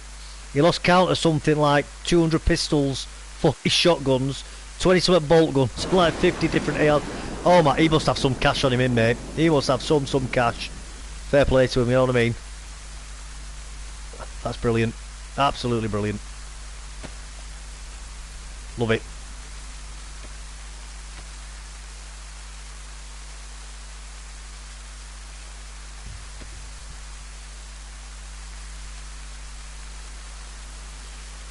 I take it, Daryl, when you were talking about it tearing you up as well, you're on about the large weapons not even having to hit you, just due to the amount of force that they're carrying behind them.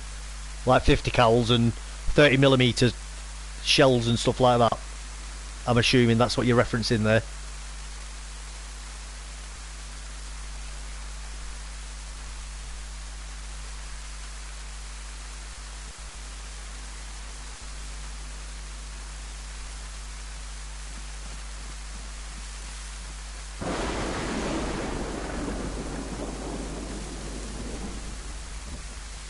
He used to wood in the steel mills, 7 14-hour days for 4 years, then retired from that. Now he works for boredom and buys guns. Nate, there's nothing, absolutely nothing wrong with that. If I could get a job now which would pay me enough, if I did, like you say, 14-hour days, you know, like 6 or 7 days a week for 4 or 5 years, and it'd set me up for the rest of my life, I'd do it. It's worth it for the short-term pain for the long-term gain, and it's what a lot of people don't understand. And I'm sure most of you will know this phrase, delayed gratification, and that is exactly what your friend has done. He has rewarded himself with delayed gratification, and more people should aim for that. It's a skill that everybody should learn.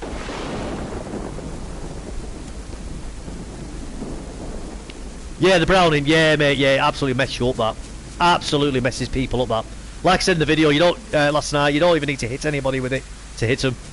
Just a bullet passing you just rips your skin open and causes pressure wounds in your body, in your organs and that. Perforates your eardrums and all that sort of stuff.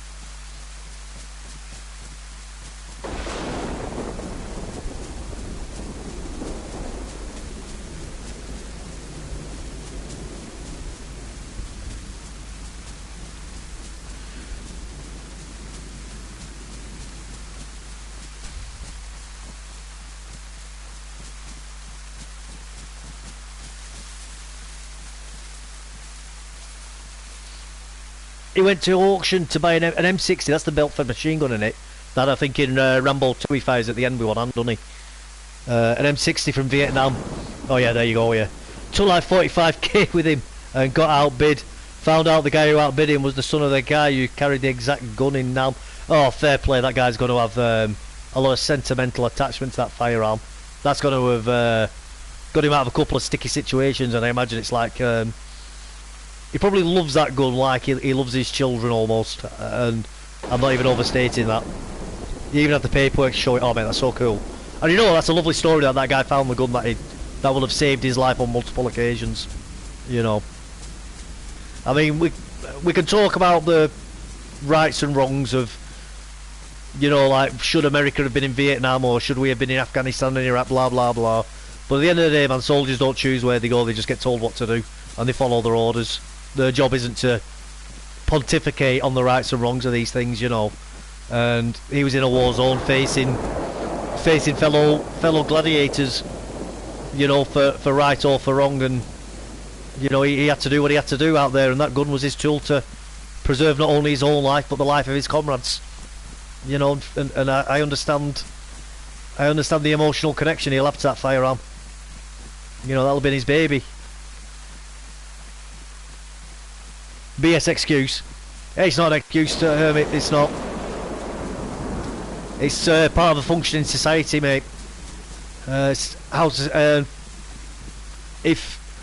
If military people like the soldiers and the police start refusing orders, society falls apart, because where do you start drawing the line with that? You've got to have rules in place, otherwise you don't have a functioning society. You know, now there is obviously a line with that. I'm not saying that committing war crimes is right, and there definitely comes a point where soldiers do overstep a line and absolutely should be held accountable for that, and that's why we have war crimes tribunals.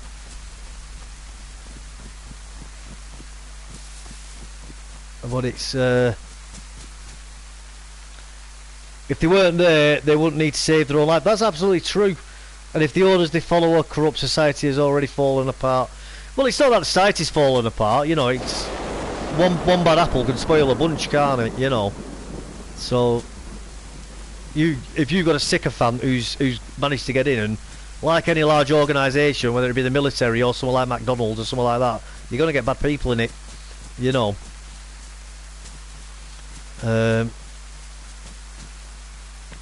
A war's a messy thing, man. Very complicated. It's and as I say, it's not as easy to say, well, if you weren't there, you will need to defend yourself. But that's not the choice of soldiers to decide where they go. They get told where to go, and they follow their orders.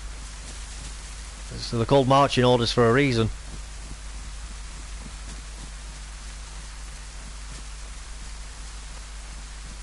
Hermit, my dad didn't ask to go to town. He fought to come home after being told to go. Lol. Oldie, my dad got blown up in Ireland several weeks before I was even born. Oh man, that's tragic. It's absolutely tragic. Ireland, what a mess that place was during the Troubles, man. Terrible.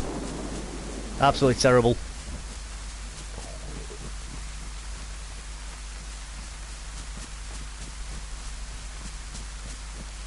Yeah, my dad went to Northern Ireland as well. He was very fortunate though to not get injured.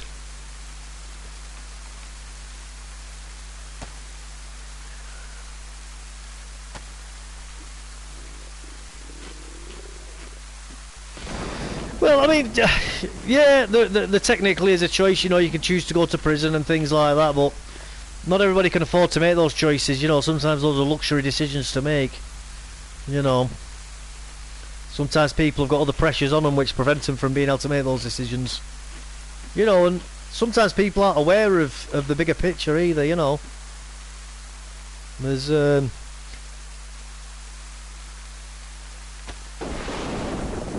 think the biggest thing really is the lies that get told by big business and politicians to convince people to go and do things like that, to sort of corral the population along with engaging in things like Tony Blair lying about weapons of mass destruction, you know, with the Iraq war, and he should be punished for that. And that's what I think is the real crime. I don't think the army were wrong for going. At the end of the day, the army get told what to do. That's their job. The problem is Tony Blair and Alistair Campbell lying about it. That's the real problem.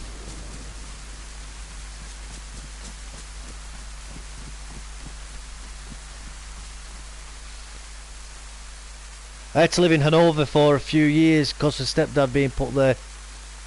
How did you find it there? Did you enjoy it?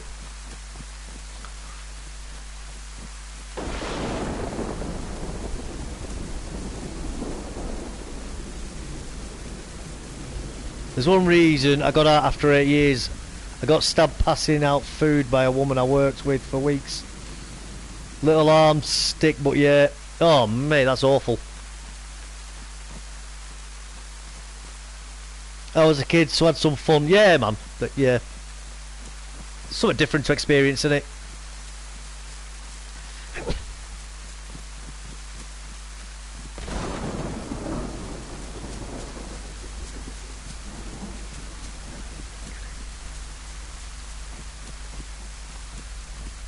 But I completely support you, right?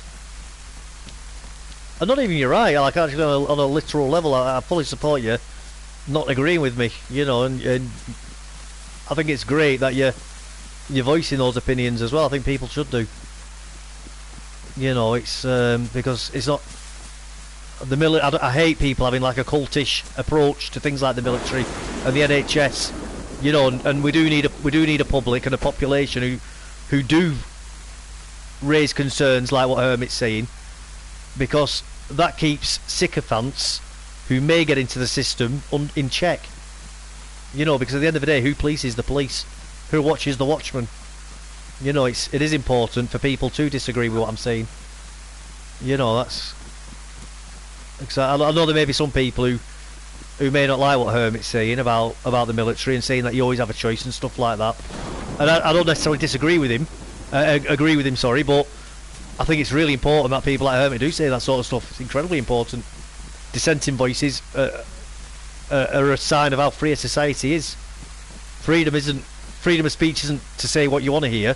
It's freedom for people to say things that you don't like or agree with, and may even find offensive. You know, so it's great that you are saying those things, Hermit, by the way.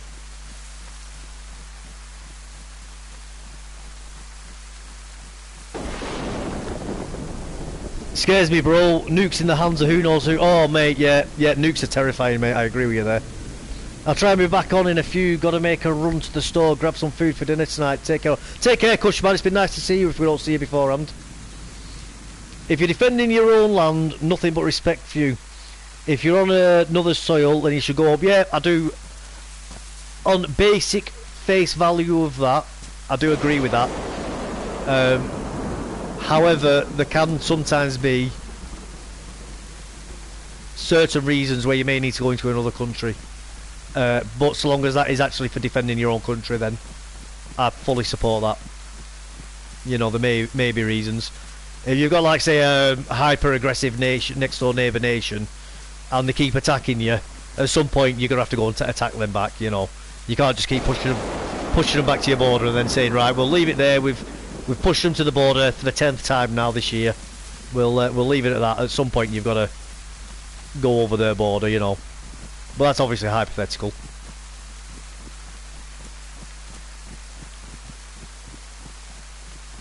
But it's the same with self-defence, you know.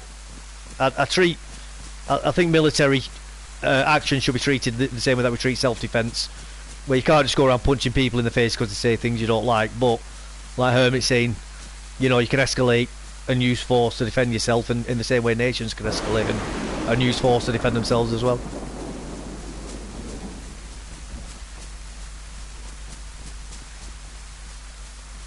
Okay, I'll push the bell.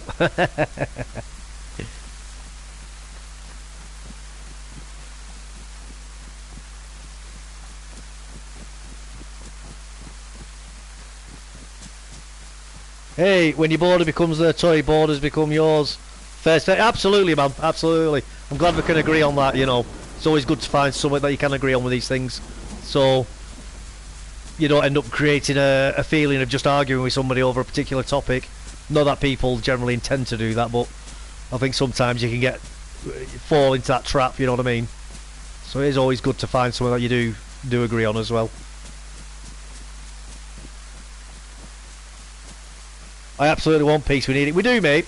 We do, but and I'm going to say something that's quite controversial that a lot of people don't like. I think war is actually is a necessary evil that humanity needs to engage in from time to time to push society forwards. The Japanese have got a phrase for it. I can't remember what it is off the top of my head properly, but it's like something to the effect of peace madness, they call it. That when a society is at peace for too long, the population goes crazy, and society and like innovation and culture and things start to stagnate because there's nothing to unite the population. I think humanity needs not existential threat, but it needs something to hold it together, and I think war is generally the thing that's done that throughout the entirety of human history, bringing people together and advancing civilization forwards. But I do agree on an individual human level, war is awful. But on a civilizational level, I think is absolutely necessary. And I do know that is a very, very controversial point, and very, very few people even wish to entertain thinking about it. But hey, there we go. We can't agree on everything. Nah, war could be done with simulation now. could be quite... Yeah, but you don't get the existential threat, though, do you? That'll get the population to band together. That's the thing. Think of, like, the London Spirit during the Blitz. They did a lot of studies around the Blitz, and believe it or not, people were actually happier during the Blitz than after the war in London, because they had something to unite over and bring them together. As stupid as that sounds.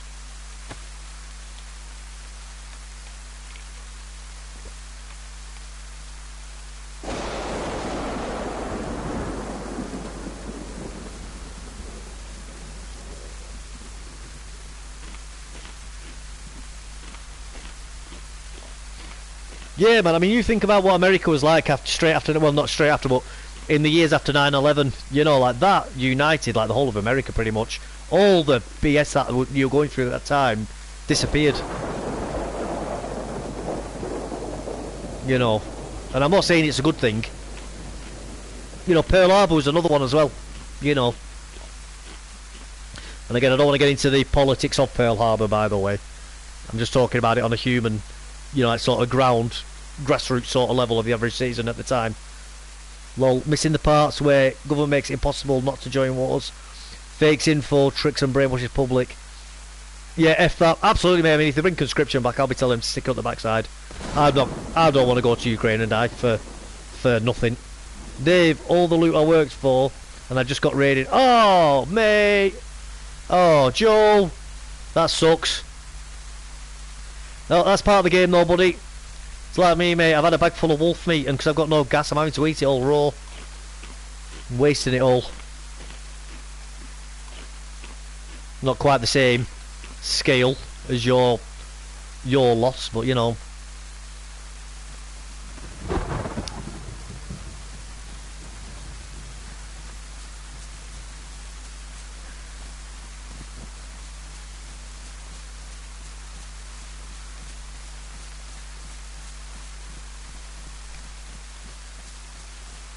How you get raided every day though, Joe?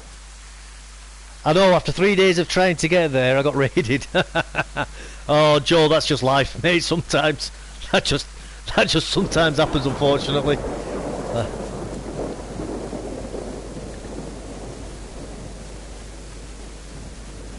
But yeah, going back to what I was saying about peace madness, I think we're seeing a sort of condensed version of it at the moment. You know, like with people protesting over crazy things at the moment in various countries, and you know, you see all these young people who can't even cope with being called a mean word, and they start having like actual mental breakdowns and stuff. I think society's going mad because we have too much peace. Too much peace. We're living in too much prosperity. I know that sounds crazy saying it, but I don't think we can. I don't think as a living creature we can handle it. And I think from an evolutionary standpoint, we're actually designed to live in a harsh environment where we face challenges and struggle on a daily basis, and are constantly challenged. I think that's what keeps us sane. And I don't know where the balance is with that. You know, I mean, you don't need to agree with me necessarily on what I'm saying about things like war being good for society or anything, but I think that's quite provably observable that we are living in quite possibly the most prosperous time in human history, and yet people, I think, have never been crazier and more unhappy. Peace equals insanity. That's more BS warmongering talk. All the protests are due to media BS and entitlement. Yeah, but all that media BS and entitlement comes from the fact that there's so much peace and people are bored, so they're thinking too much about things that don't really matter. And I think that's what it feeds off. Is the fact that and it doesn't necessarily have to be peace. Just, you know, people don't have to go out to work for food. You know, they don't.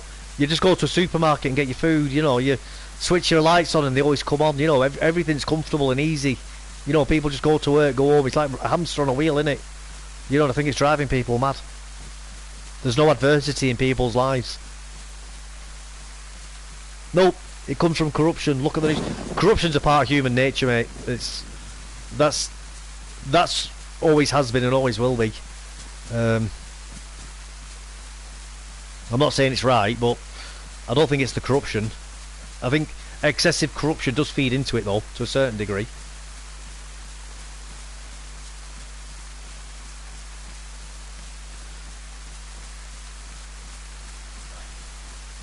But I do think if people got more of what they wanted, I think they'd become even unhappier, if I'm completely honest with you.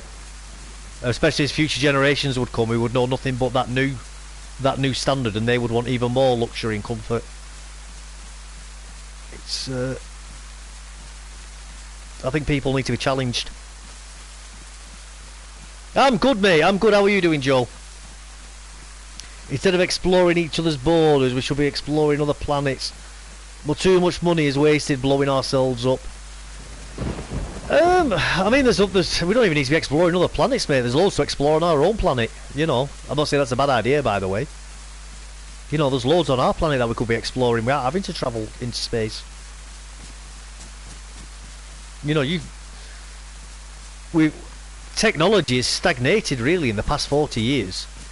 Nothing of merit has actually been invented recently or discovered. Hardly anything is happening.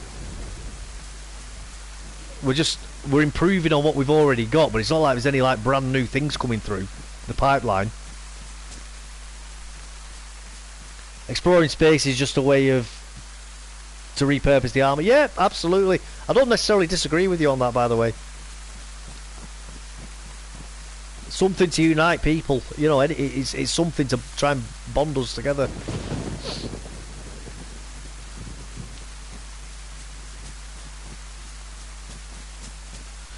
But then you've got to also ask: do all people want the same things as what I say? Use the royal we want as well. You know, when you look around the world and there's different groups of people, you know, prioritise different things, and you can try and say, oh well, we should all just get along and sing Kumbaya together, but not everybody wants to sing Kumbaya and get along together.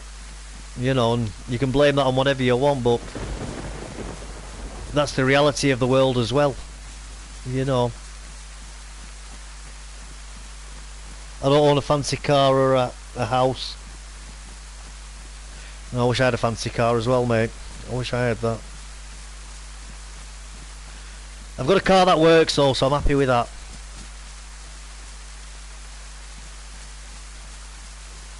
If we have more than one planet, we'll need to get along, absolutely. Who's leaving?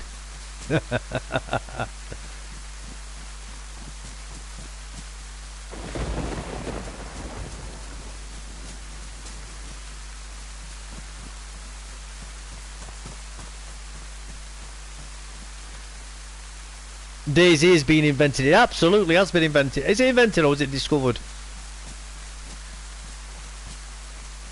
That's not a lot, but from time to time I think about, are mathematical equations, are they invented or are they discovered? And I can't decide which one it is. It's like when Einstein came up with the theory of relativity. Did he invent it or did he discover it?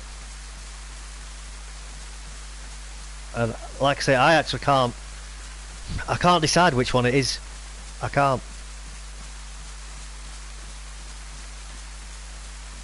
I think the closest I've come to is the exact formula itself is invented, but the underlying principle of whatever the formula is describing is already there to be described, and you've just got to you've got to try and come out with the most efficient, invent the most efficient mathematical algorithm that you can to describe that phenomenon.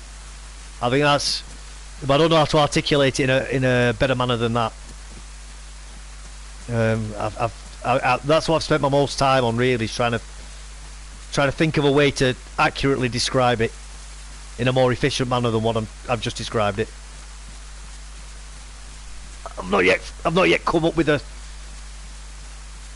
an answer that I'm quite happy with yet on that one.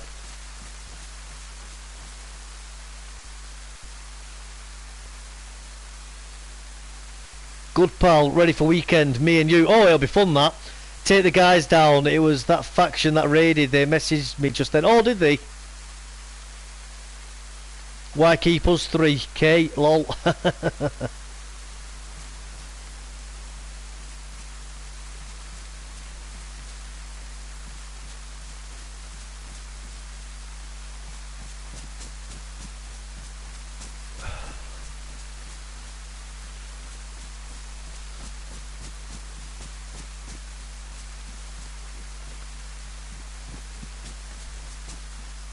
know, it's like Pythagoras' theorem. Did he invent that or did he discover it? Which one was it? Which one was it? I don't know.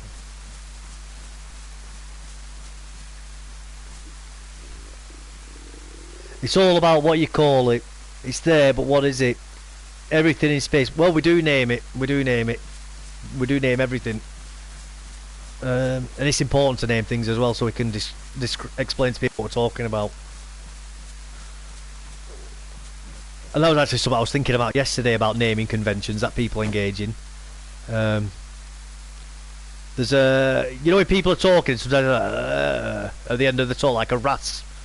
That's called vocal fry, and I can't even explain what I was actually thinking about it. But I was thinking about the fact that somebody had actually come up with a name for vocal fry, so that they can talk to other people for whatever reasons about vocal fry. It'd be linguists or something, wouldn't it? But the fact that the importance of naming everything, so you can actually accurately talk to people about things in detail. It's I think probably one of the most important things we've done as a race, to be able to help us build civilization. Naming conventions, I think, incredibly important.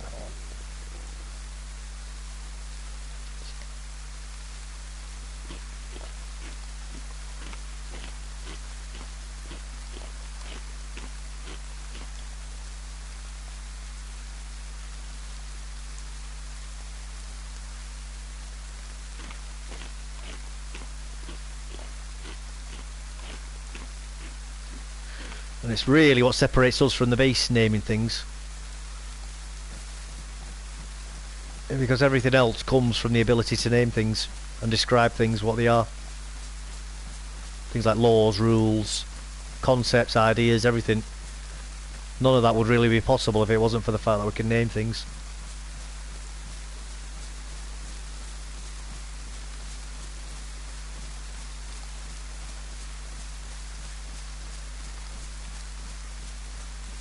That's the sort of mad stuff I think to myself when I'm during the day when I'm on my own. I literally have to be sat there for like working, obviously driving and that, but stuff like that'll be flying through my head as well. Absolutely crazy stuff like that all the time, man. All the time.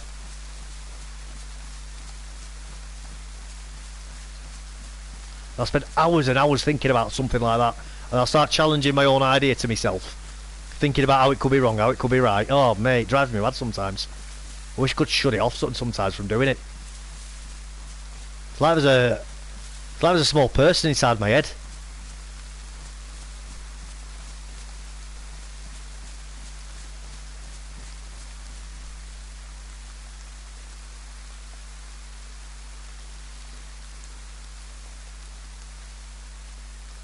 Like arguments, enjoy healthy. Mate, I love a healthy debate too. I totally agree with you. It's very important. Bit brawn, dumb as wet rock. I don't stand a chance in conversation. Oh mate, don't say that. Don't say that. It don't matter about being the smartest or the thickest person in there.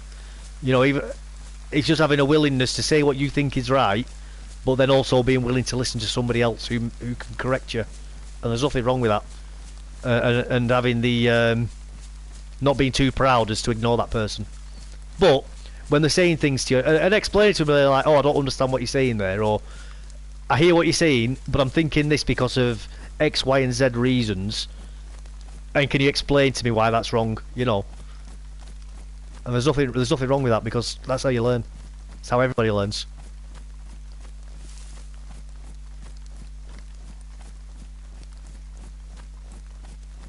Hey, oh mate, it took me years to figure. I'm not intelligent, far from it. It took me years to learn that, man. I probably had people try and hammer that into my head for years as well, and just ignored it. You know. But yeah, it's definitely a positive sign though if you're willing to listen to other people. And I think a lot of it isn't necessarily intelligence. I think it's pride, especially with most men. It's being able to put your pride away, you know, and admit actually I don't know everything.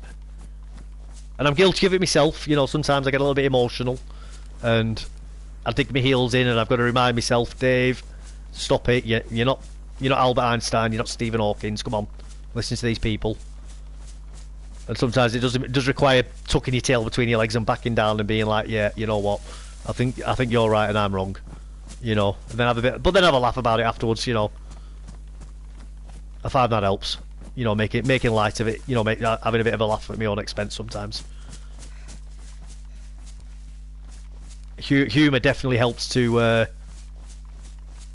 help ease the bruised ego.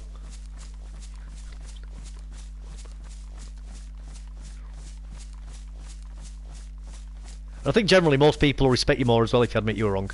There'll always be one or two idiots who'll try and rub your face in it, but you know what? That's just life, innit? But most people will be quite happy to, if you turn around and go, oh yeah, you know what? I think I am wrong and I think you are right. Thanks for telling me that. I'm going to look into it a bit more because it's very interesting what you've just said.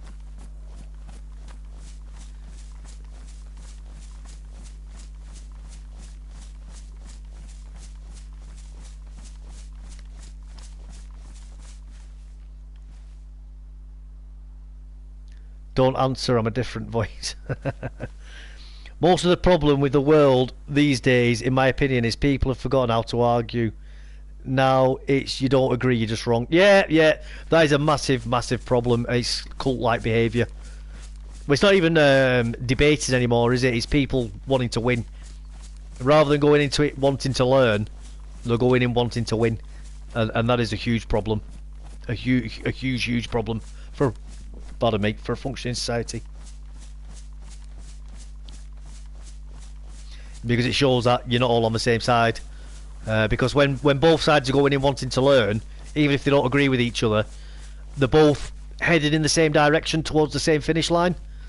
But when you've got one person or both people going into it wanting to win, they're not walking, they're not going in with each other on a journey together. They're fighting each other, and that's not good, man. That really isn't good.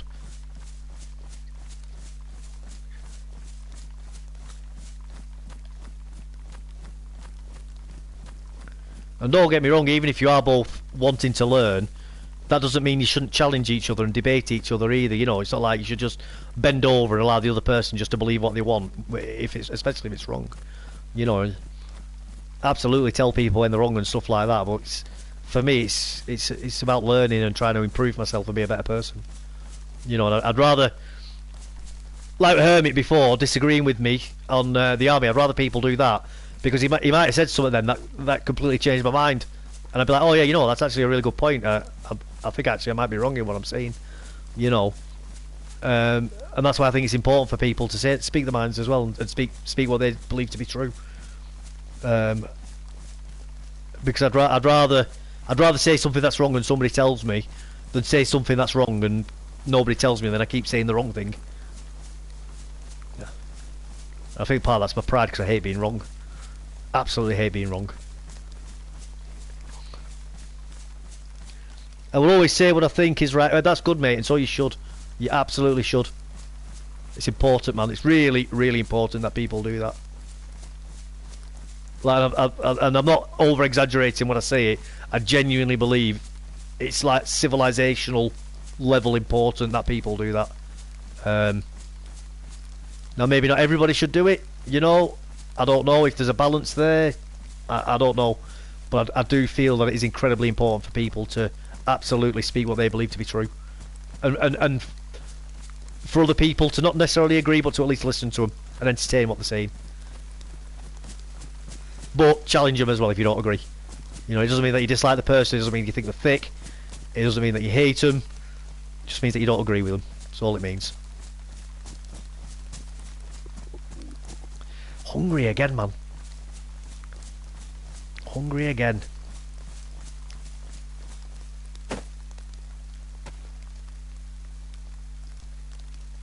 Well, I'm going in the wrong direction for a start, that's why.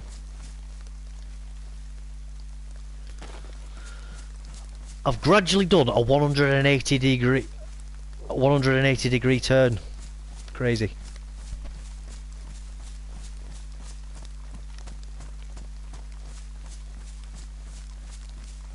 You know, it's one of the things that I liked about being in the army, that was the fact that people would argue with, well, not argue, but debate you.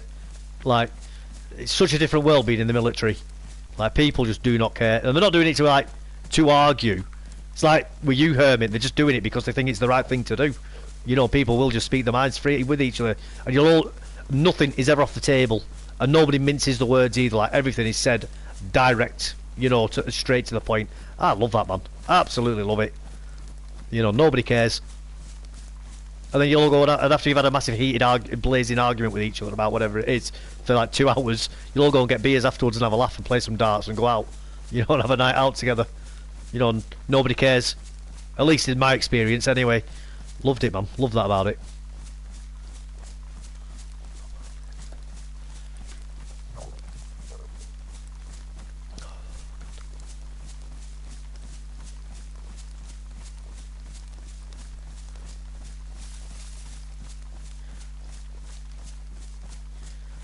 I've probably mentioned before to, I don't know if I've said it in my live streams, but I've certainly done it in some of my videos. I spent nearly 5 years sharing a room with a Nigerian and a Ugandan, two very, very good friends of mine who I dearly miss. And the sort of the stuff we used to talk about, like if people heard us speaking about that in public now, we'd probably, well, at least I would end up getting arrested for some sort of hate crime. Not because anything I would be saying would be necessarily controversial or abusive. It's just literally like there was nothing that would be off the table, you know, in what we would talk about to each other. And I just know for a fact there would be some people who would hear what we were talking about and they'd find it disgusting. And it was all really things about learning about each other's cultures, you know.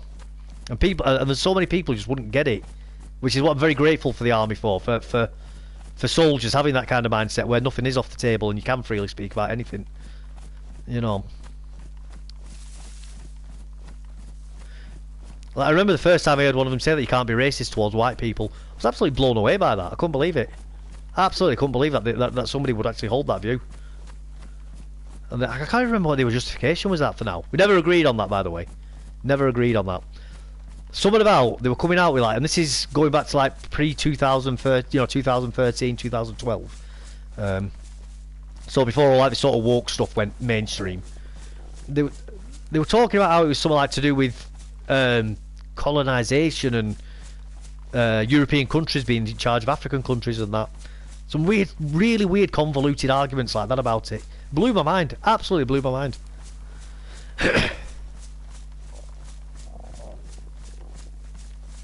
I completely disagreed with them. I told them I thought they were completely wrong as well, by the way.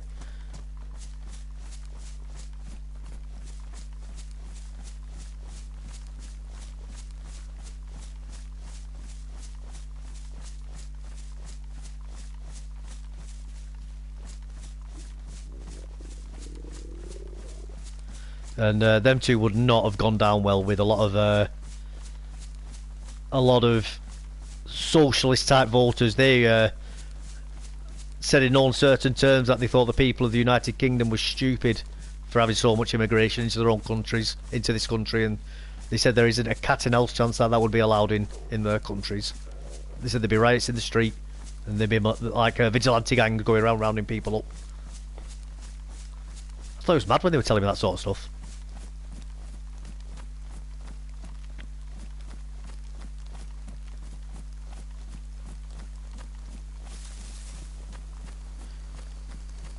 Good guys though, good guys.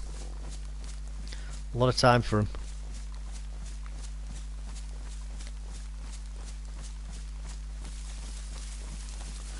What was someone else he said? Oh, sure there's something else crazy that one of them said once as well. Oh yeah, they were on about if somebody gets caught stealing, so say you got like a market going on and somebody gets spotted stealing, people start shouting Alibaba. And the thief will run to the nearest police they can find to hand themselves in before the mob gets hold of them.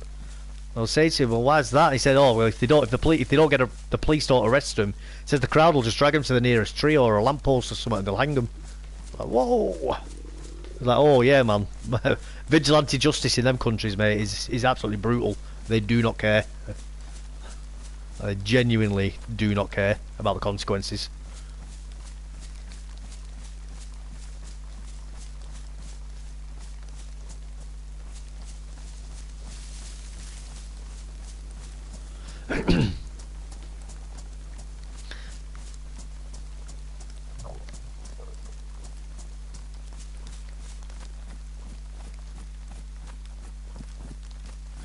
The only the only part of Africa I've been to is Egypt. I've never been any further into the continent than that.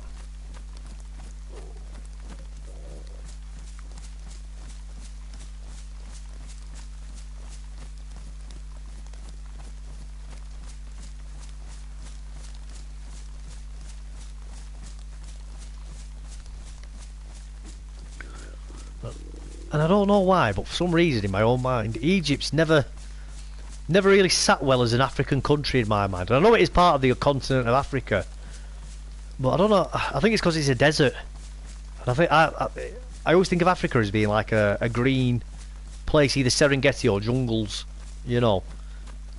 And I think somewhere deep in my subconscious, my brain just doesn't like it, like associating Egypt with Africa. And it's stupid really to say that, because it actually clearly is part of Africa, you know.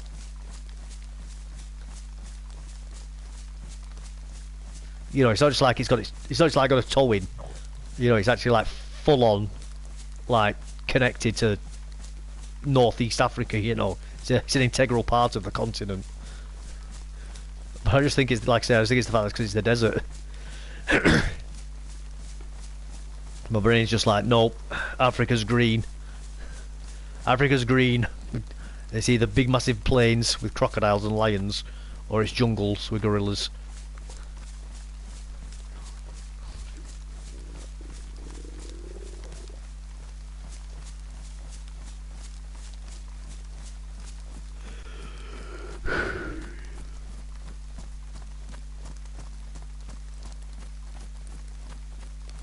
I would definitely like to go visit other parts of it though.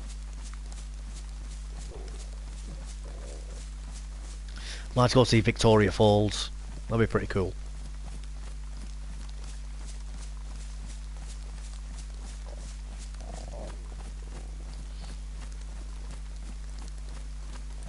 Fiji as well I'd like to go to. It's meant to be a beautiful island, that.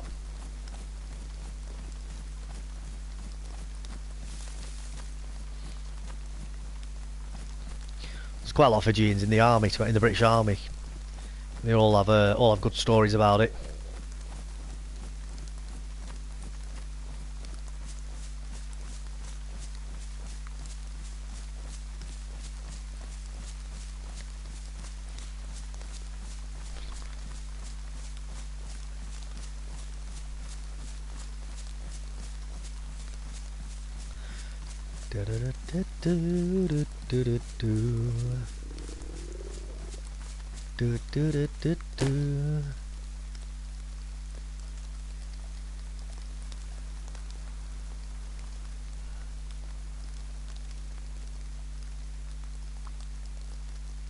Where's the tablets gone again?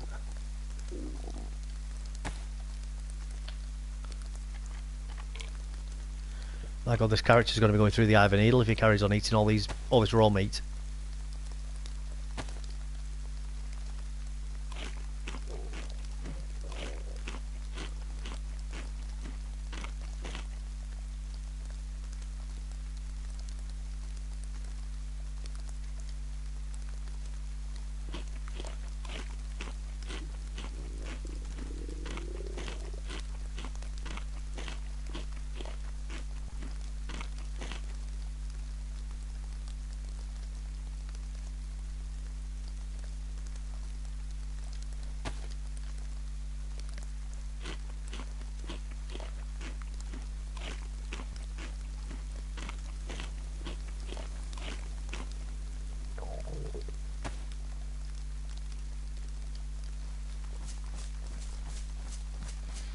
Oh, full stomach already.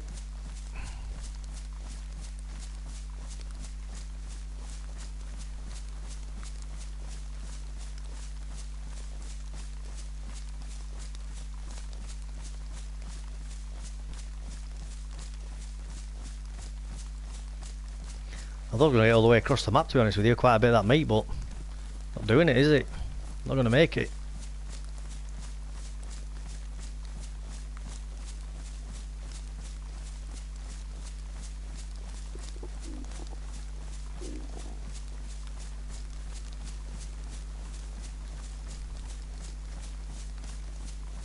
not gonna make it.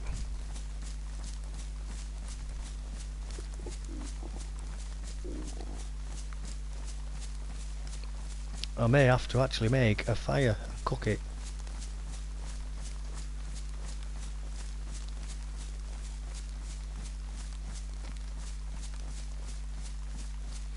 I didn't really want to do that, but oh well.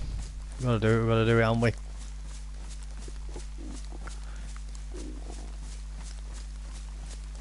Right, let's go make a fire.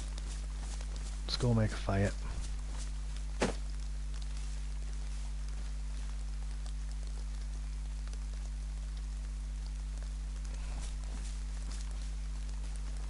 Oh, there's no sticks, no trees around here that I can pull apart, is there?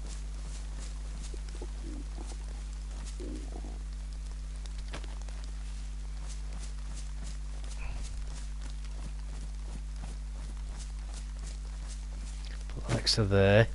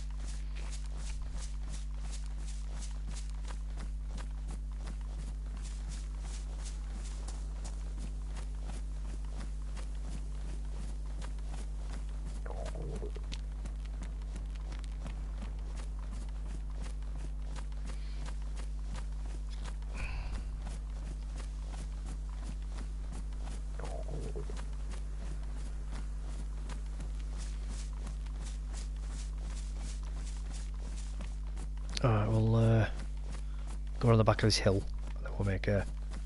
We'll try making another fire if we can find somewhere to make one.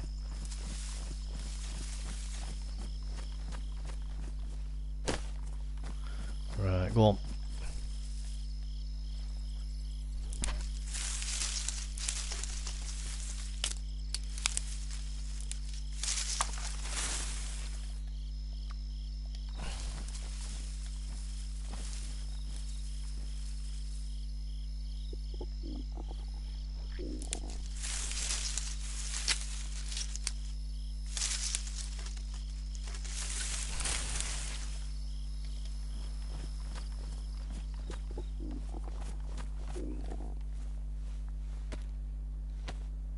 Go get a bit of bark. Got a long stick.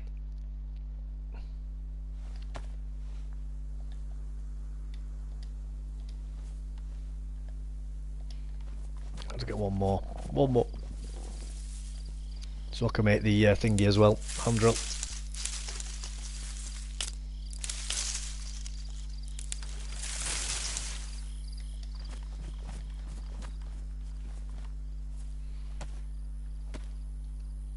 Firewood, hand drill wood in a second. Well, hand drill, I've got to peek half of it.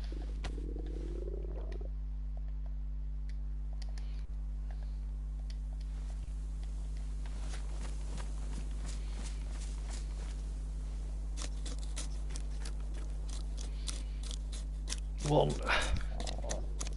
two.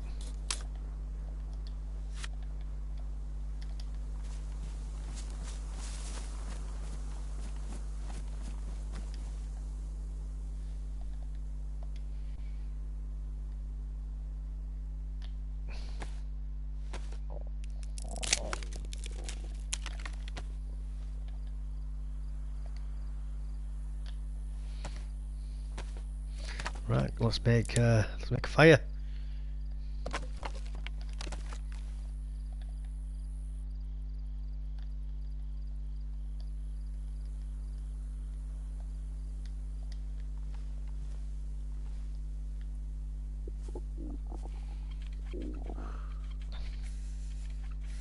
I made a fire in ages.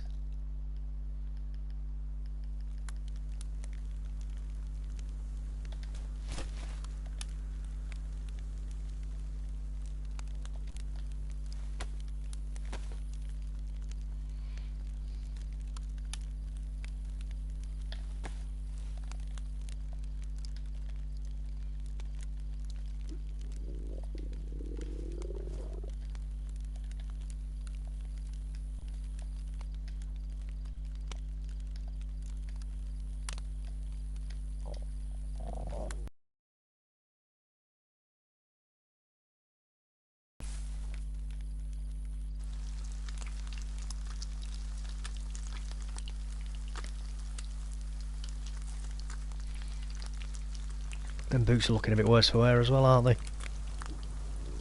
I'll have to get them changed soon.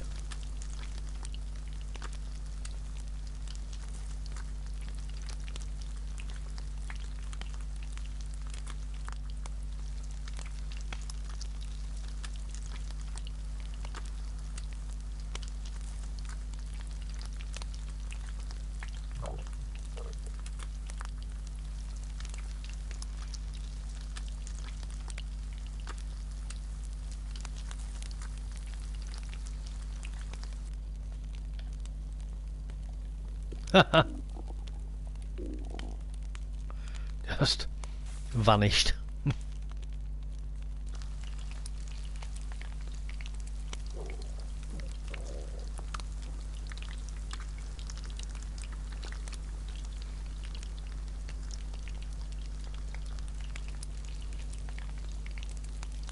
Well, I think wind blowing might help a little bit just to keep the smoke down.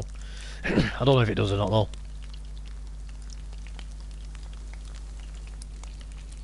I don't know if it does or not.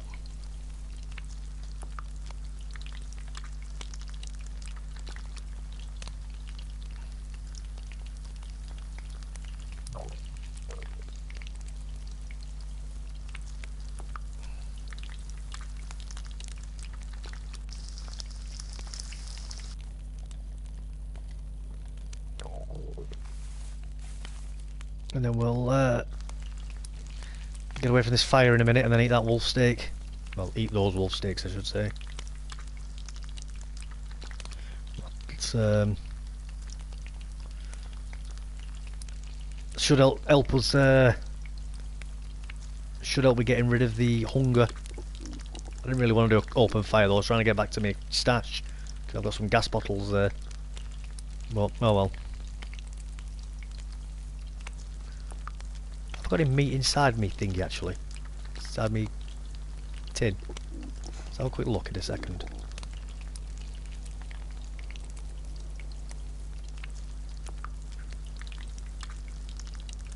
I think I might do actually.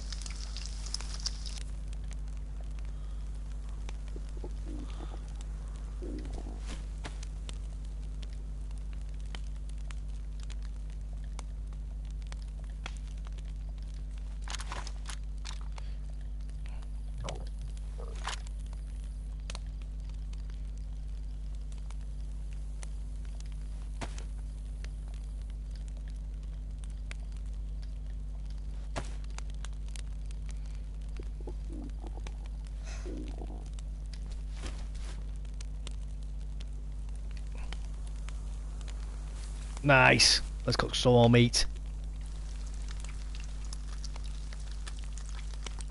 Cook some more meat. That's better than I thought. I only had a couple left. Brilliant.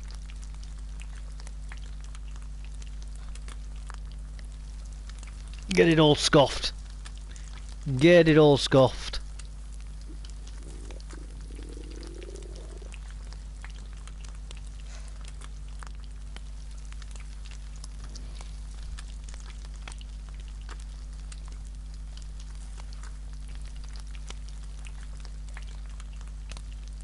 Hopefully nobody comes.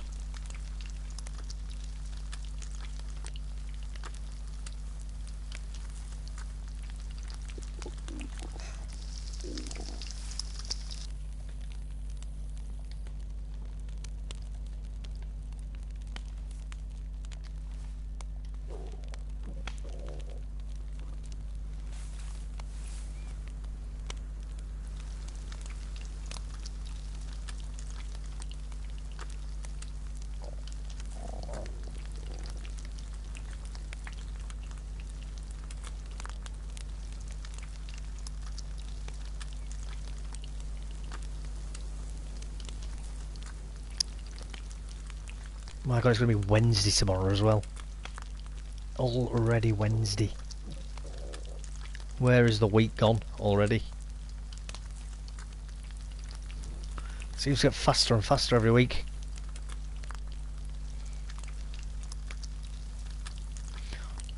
You know, Monday comes along and I'm like, oh, 5 days, and then before I know it, it's Friday. And then it's back to Monday again.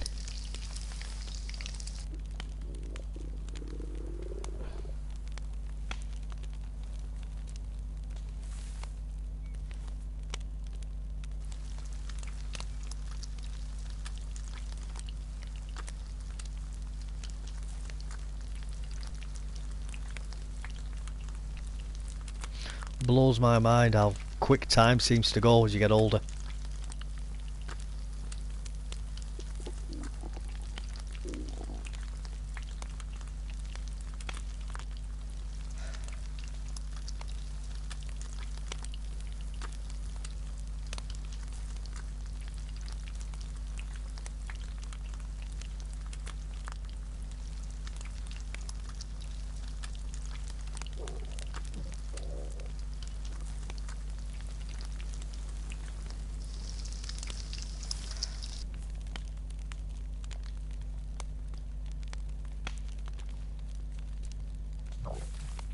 That's it, put your feet in the fire.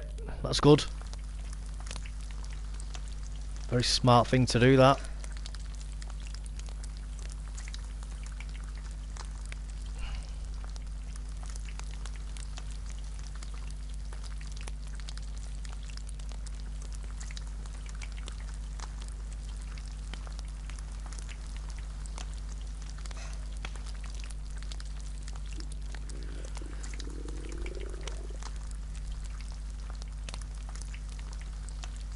Does anybody else like waggling the meaty stick around a fire?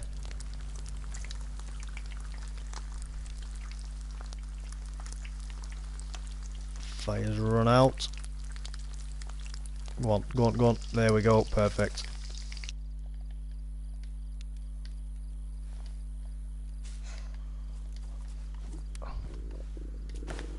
Right, let's just get away from that fireplace now.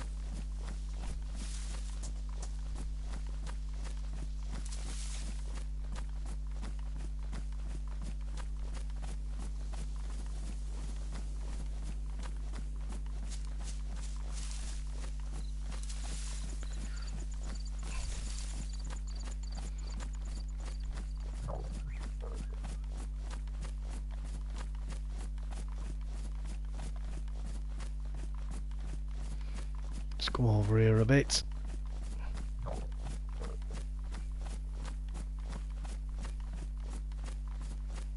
And then we're going to go in these trees and start stuffing with it with some of that wool that we've just cooked.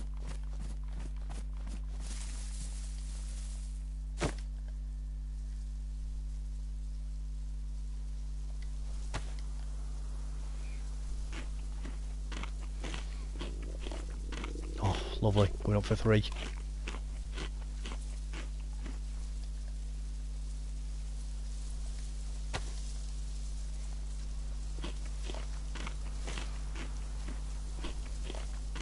Might actually stay full now. Might actually stay full.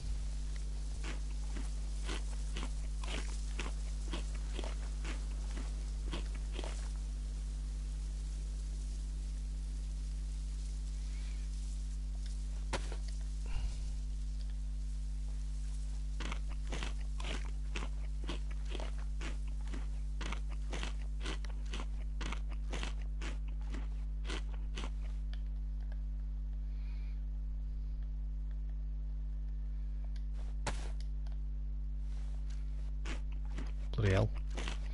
She was hungry, weren't she?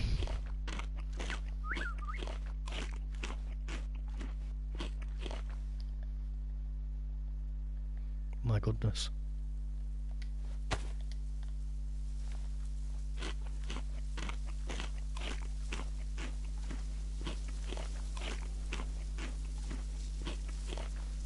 Wow.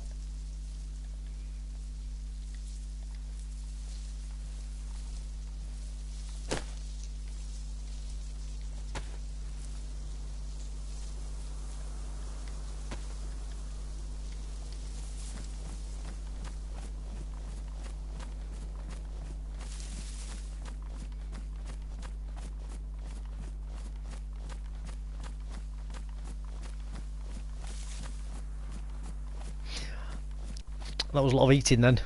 That was a lot of eating.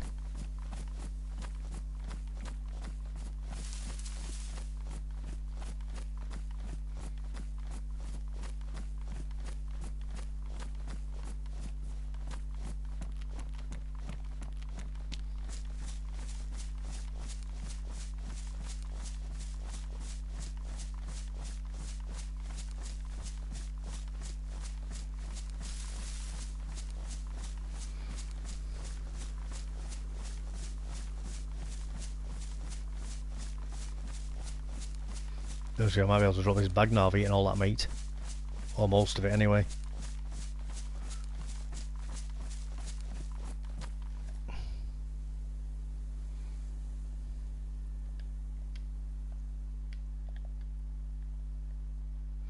I bet I can.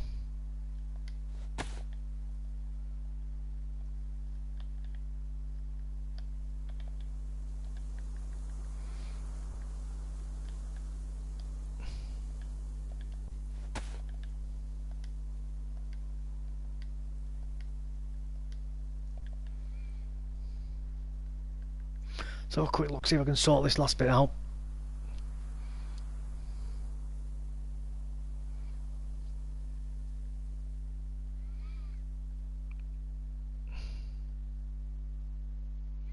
Maybe not.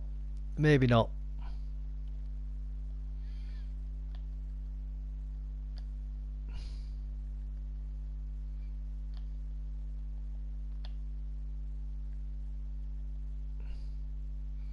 So a quick look. Have a quick look down here. It's full. No, I can't. I suppose we'll get rid of that, couldn't I? But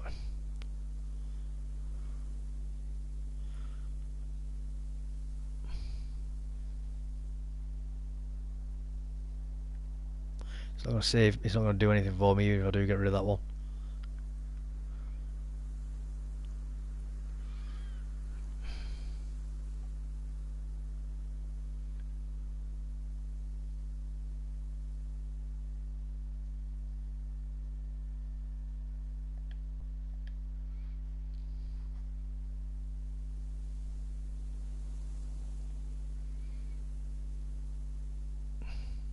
I'll leave that, I think. Might as well leave it.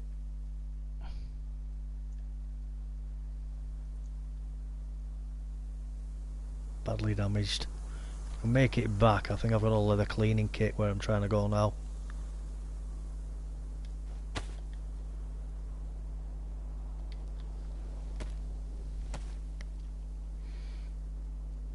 So we can sort that out in a minute.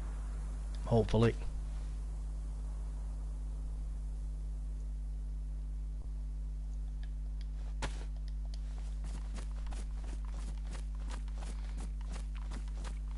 Hopefully before they rip.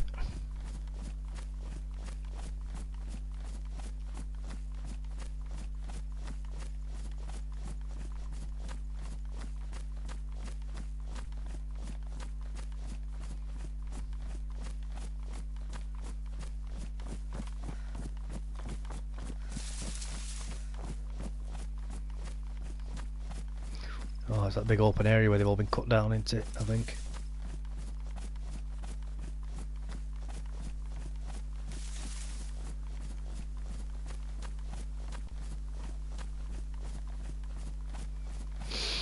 Yeah.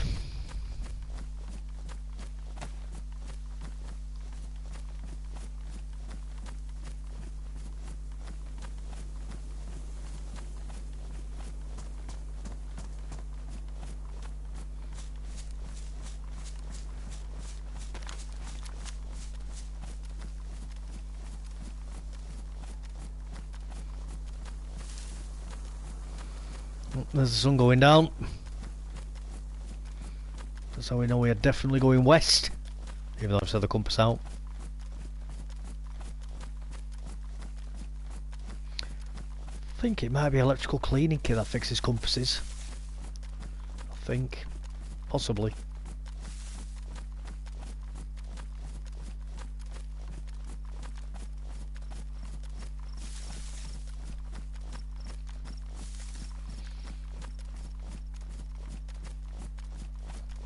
May very well be.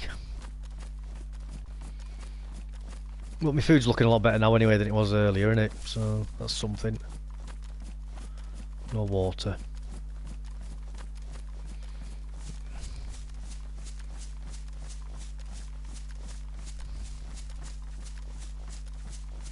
Let's get some water in a bit. In fact, I've got water in that pan, haven't I? I can always drink that.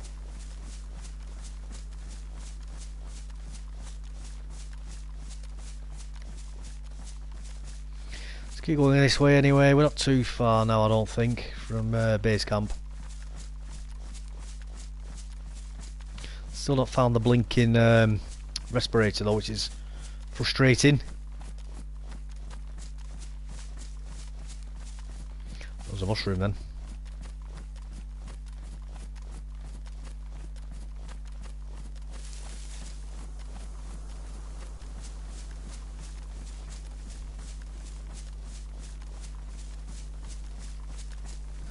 Mushrooms are a good source of free food if you can be bothered waiting around for them. Starts chilling out in a spot for about 3 to 5 minutes. When you start walking around in circles, and you'll eventually find the mushroom spawned for you to start scoffing.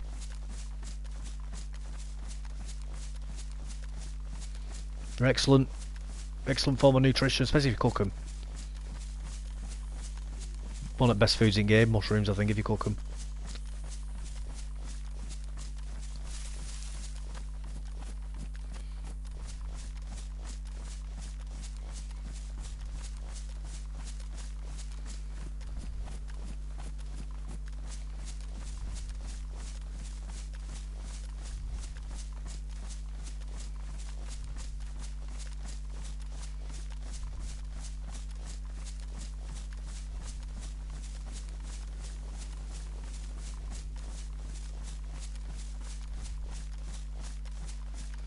It was you who were saying hermit. Venison's the best meat in the game, isn't it?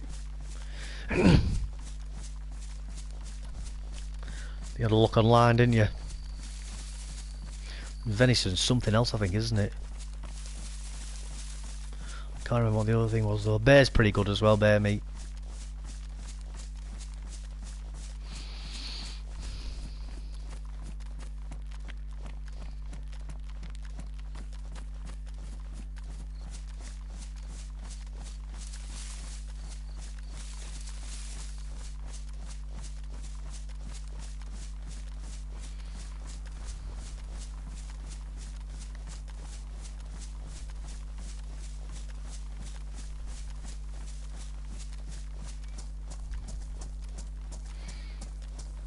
Where are we going?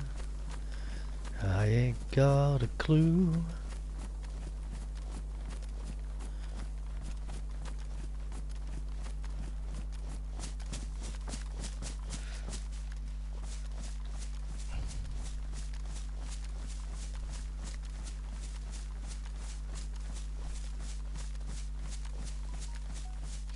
Doodle doo doo dun. That was my device, by the way.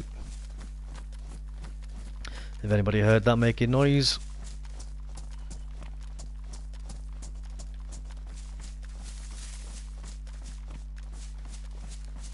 Let's have a look in the chicken coop and see if there's out in there.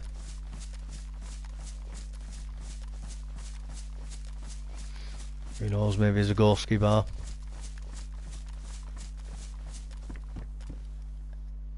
Hunter's pants, no thank you.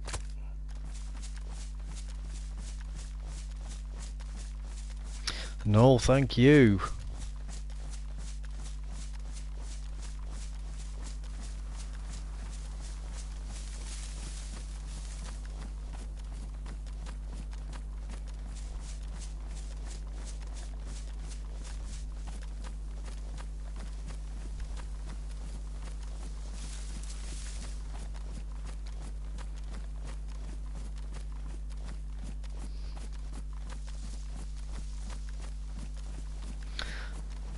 Getting night time, innit? Start getting that night fever coming on. Night fever, night fever.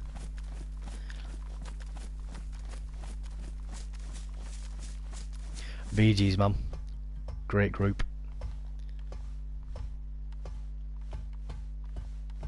I genuinely do like the Bee Gees. Hunting scope, no thank you.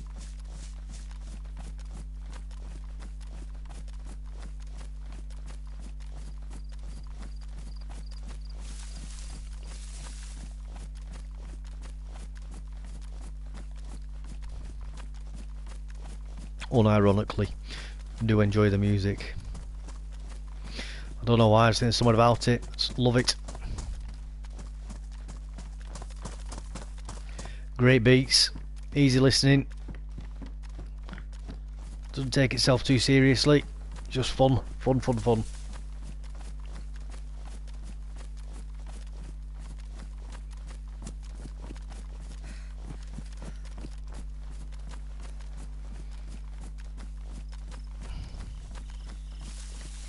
Fun, fun, fun.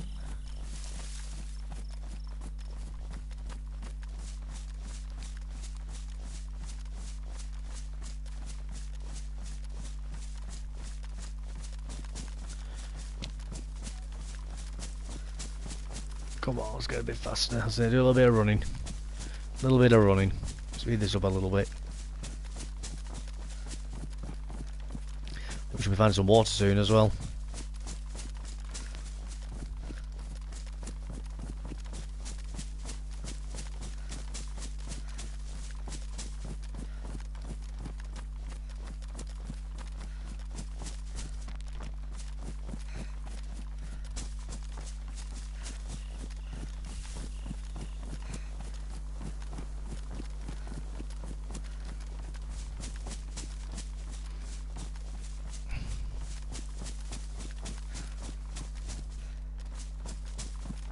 A person for a second, then it was a tree.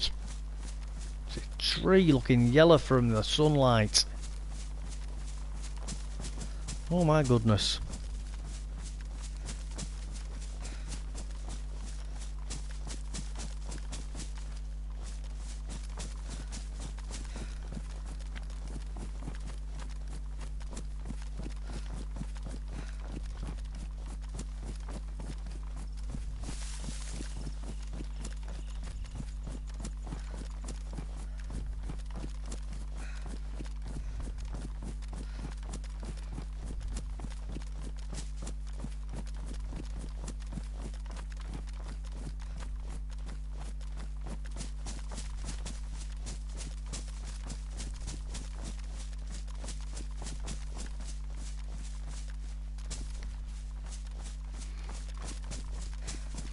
Seems to be taking ages to get this night time coming on. Don't normally feel this long.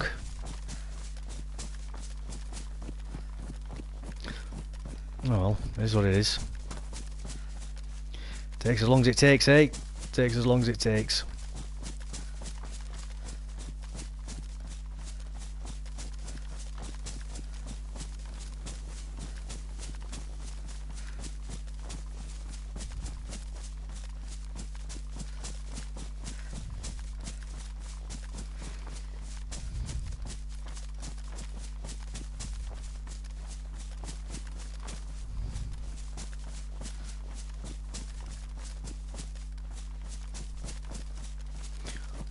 There's someone down there. Let's go have a quick look over this.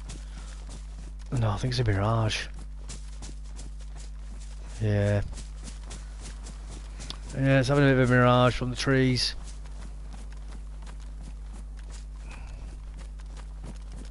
Ah well, here's what it is.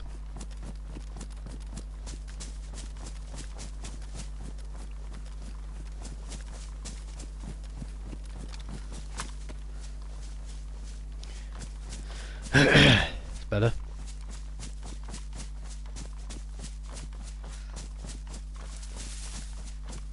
That's better. Just go down this way a little bit. Get myself back on track again. Pardon me.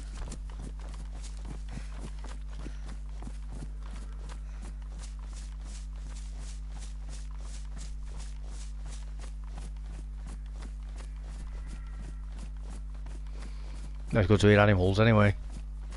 Been quiet for a while, haven't they?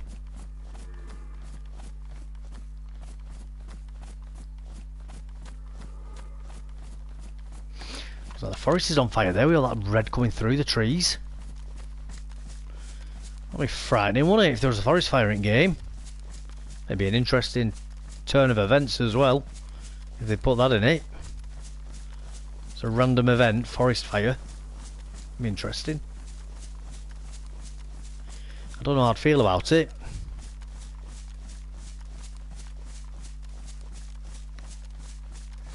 It'd definitely make the survivability of the character a bit more challenging.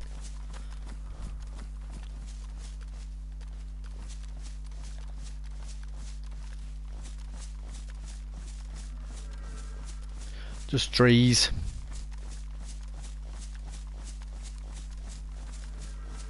Just trees. Hey, stuff. Forest fire would be kind of cool. It would, mate. It would. How you doing, by the way, Gaziron? You alright, mate? How's your evening going, sir? Oh, a bit of a mixed bag this run. Bit of a mixed bag. Nothing like insane or crazy. It's just I've been trying to find a respirator mask and I keep finding filters. That's all I'm finding everywhere. Filters, filters, filters. It's getting quite frustrating, to be honest with you. I'll have to keep looking. Is all I can say with that. You're okay, about to eat? Oh, that's good, mate. That's good. What are you having to eat? Anything nice?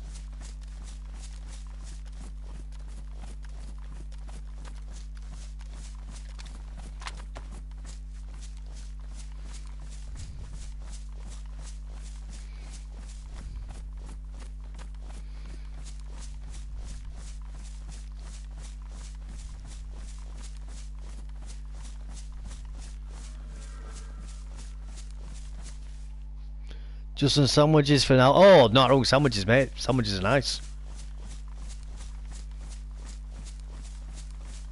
What are you having on them?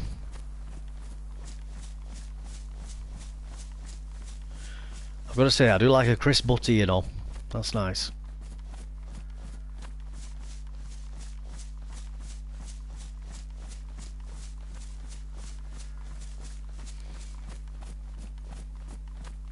Crisp butty and a cup of tea. It's lovely.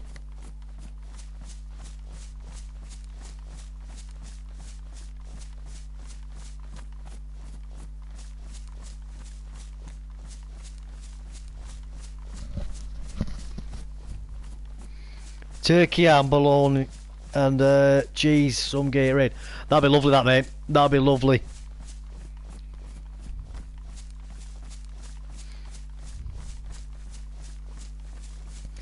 Thick crusty bread, is it? Or is it pre-sliced loaf? And I hope you're using proper butter as well.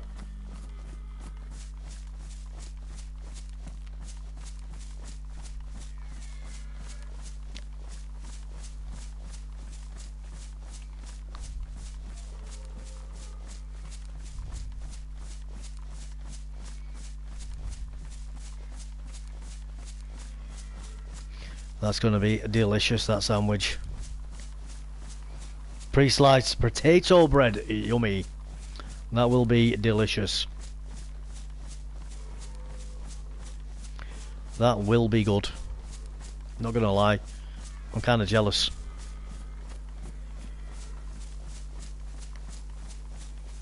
American chemical bread, lol.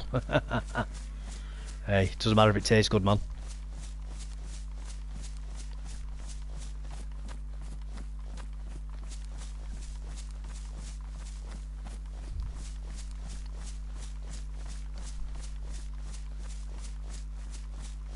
Something I found strange in Canada was how sweet the milk was. They add sugar to milk, don't they? I found that crazy. At least they do in Canada anyway. Very, very sweet. It's yummy. That's all that matters, mate. If you enjoy it, who cares if it's full of chemicals?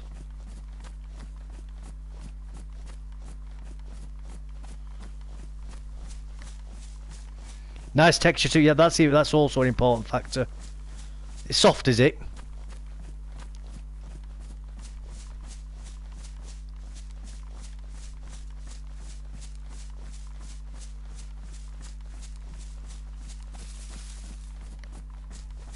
With a crispy crust.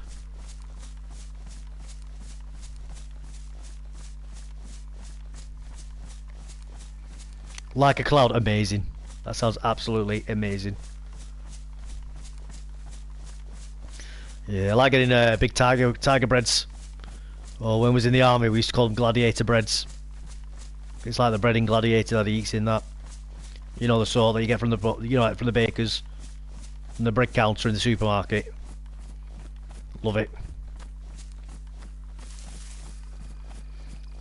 Get a whole roast chicken from the rotisserie, a loaf of Gladiator bread and a stick of butter. Oh, beautiful. Just scoff it all.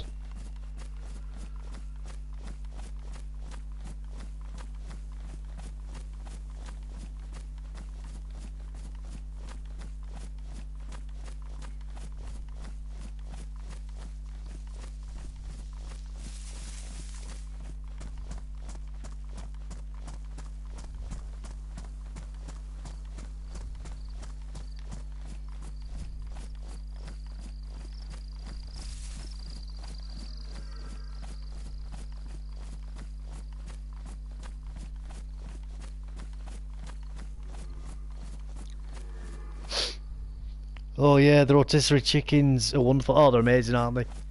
And they are, man. Rotisserie chicken is beautiful. Now, are these always parked here? I think these are always parked here, aren't they?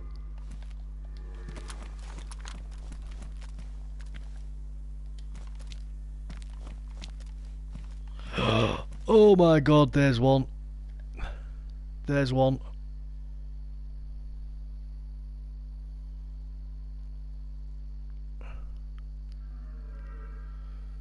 What do I get rid of? What do I get rid of? Ooh. Right. Oh no. I know I can get rid of. I can get rid of that. And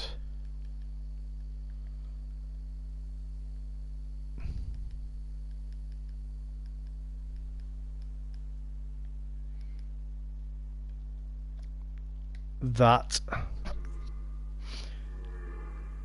And then so what we'll do is we'll put you here.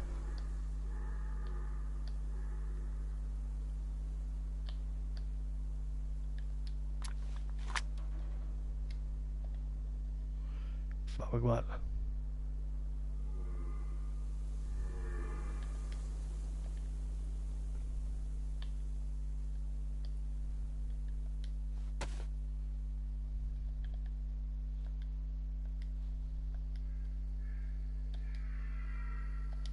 Right, that'll do.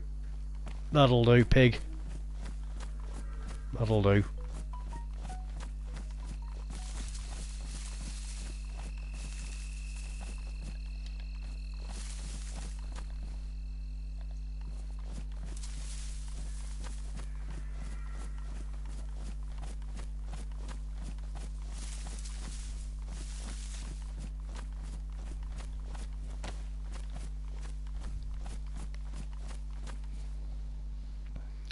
I pretty much like all kinds of chicken though. Probably my favourite meat. Chicken is absolutely amazing, mate. Absolutely amazing. I love it. Chicken's great.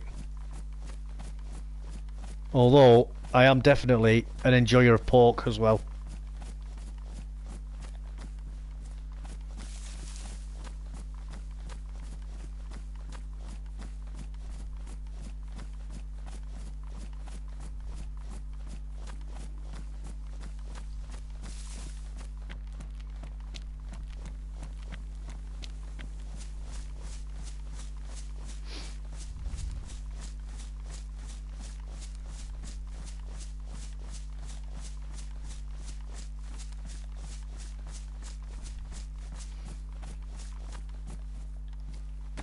I do like pork.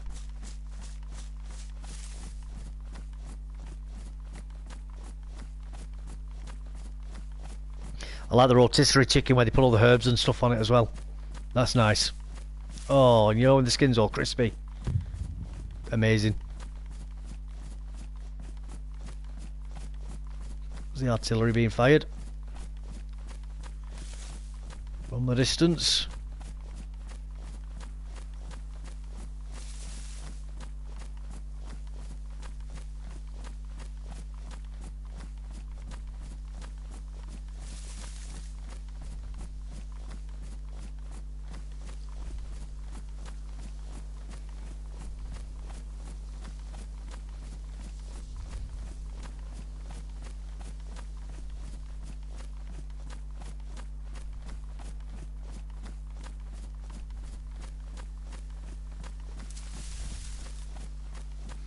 To make another box soon, I think.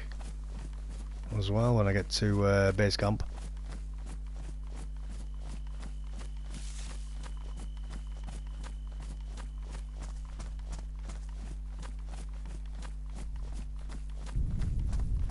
There we go.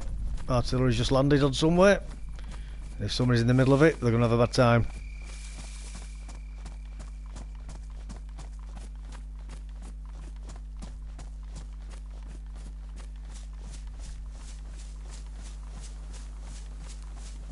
Somebody's going to have a bad time if they're in the poison gas.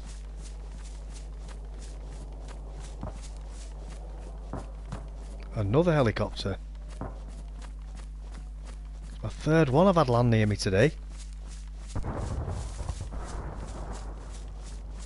That sounded really close as well, that, didn't it?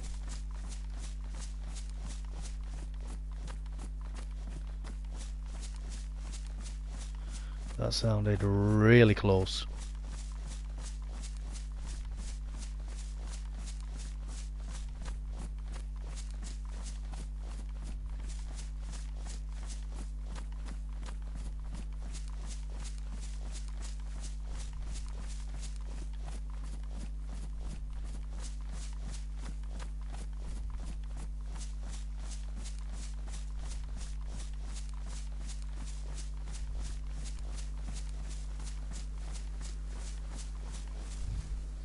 What's the strangest thing you've eaten? Mine was pre-packed jellyfish from the Asian market, crunchy and gelatinous. Weird. Weirdest thing I've ever eaten? Oof, probably snails, I'd say. Probably snails when I was in Austria. Garlic as well on them. They weren't bad. It's like chewing a rubber band, if I'm honest with you.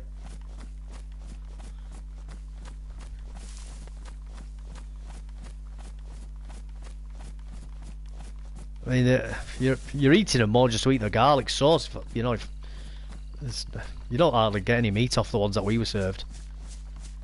Not bad. I won't go out of my way to eat them again, though.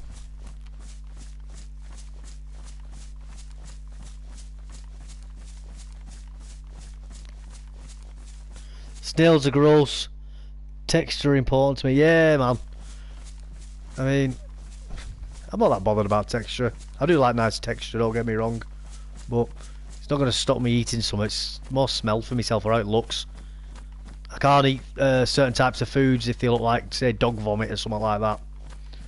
You know. That's more off-putting for me, the visual side of it. But texture, I'm generally alright with.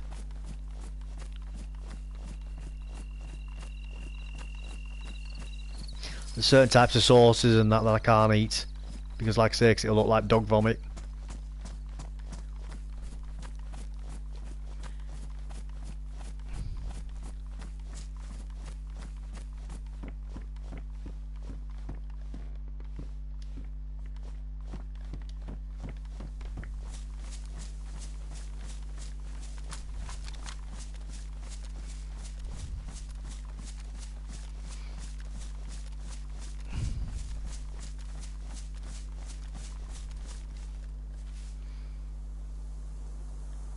Can I put anything in here? Ugh.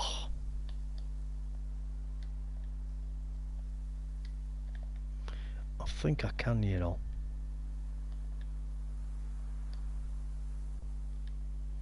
That'll do.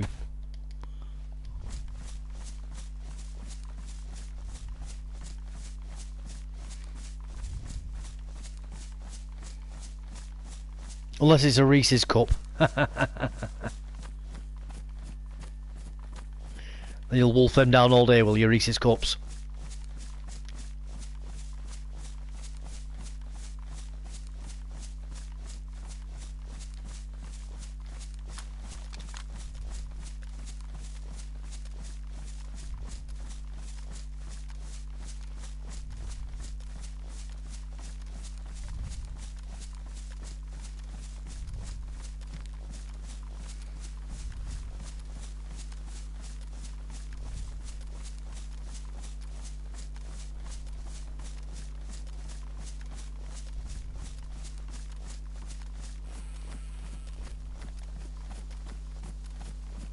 Trying to find the smoke from this helicopter.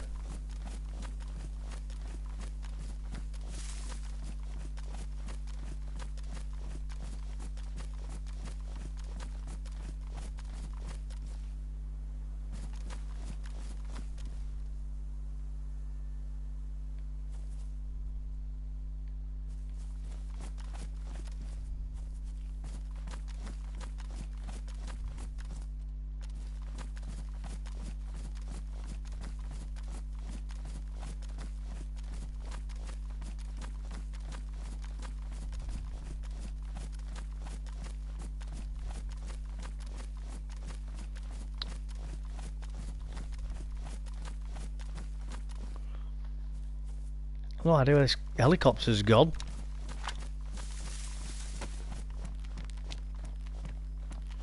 Also, this direction. Well, so much for it being close, eh? That was me talking out here behind, weren't it?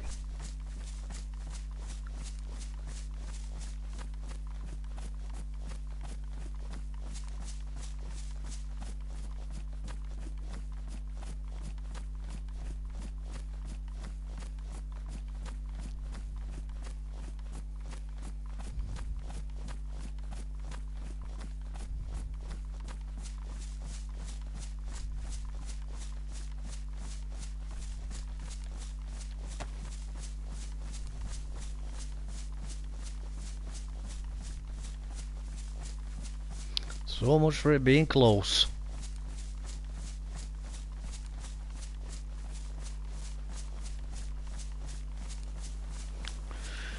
Oh well, it is what it is.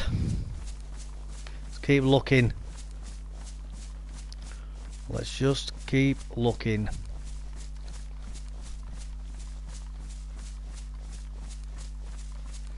Keep going this way. Oh, I think that means signal shoes or something. I need to learn what those little signal symbols mean in the corner. You get yellow ones like that, and sometimes you get red ones. I think it is something to do with the internet connection, maybe.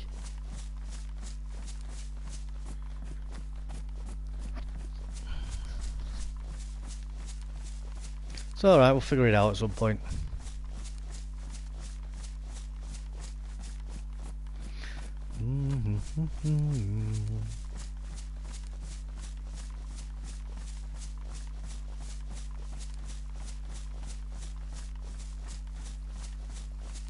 Right, let's get some night vision on. It's getting dark now, isn't it?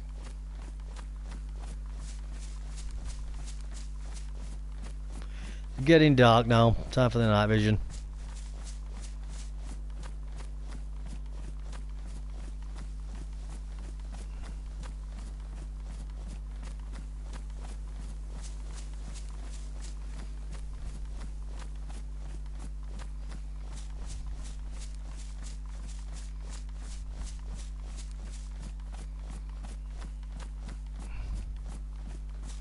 Well, at least we can see.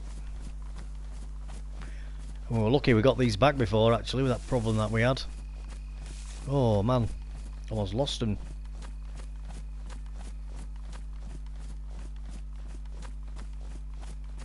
On that helicopter earlier. Crazy. Absolutely crazy.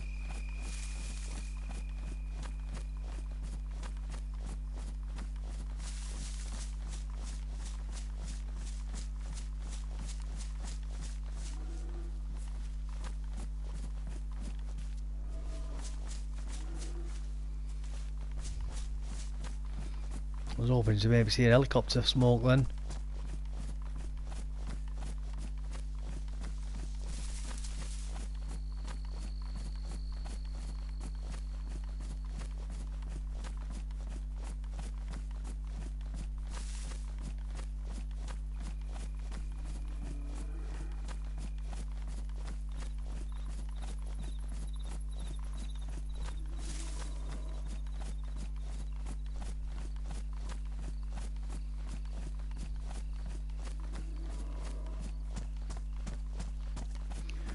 Oh, I'm so glad I went back for these night vision though before, guys. Oh, that would have been a lovely find for somebody else though, wouldn't it? Night vision and headset.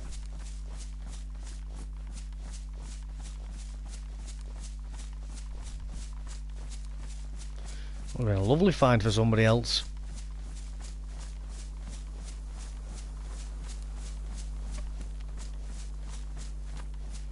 Luckily, got it back. Did you use MVG in the army? If yes, do they look similar to DayZ? I did, but not like these ones. I used monocles. Like little telescopes. And they were just used for when I was on guard duty, mate. You know, the only time you use these sorts of night vision, mate, is like special forces and that.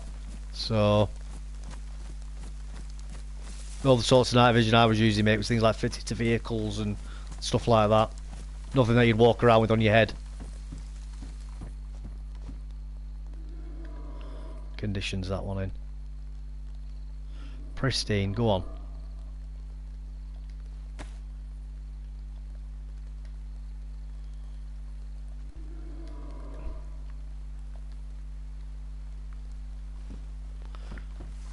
We'll have a pristine one instead.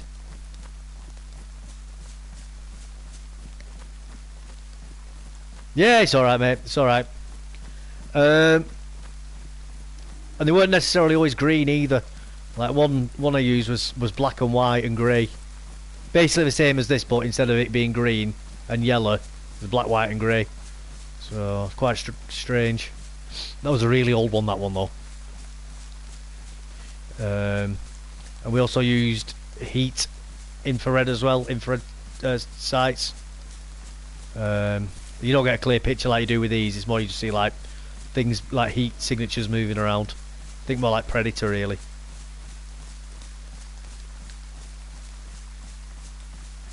But a lot clearer than Predator though. A lot clearer. The only thing with this sort of night vision though, like this one in this game, is the reliant on ambient light. So when you use them at night time, you need to have the moon and the stars out. But when you get like a pitch black night where there's no moon and it's cloudy, you can't see, even with the night vision on, you can't see anything because there's not enough light for them to use, so to speak. Because they don't give off any sort of light source themselves. Because otherwise you give your position away.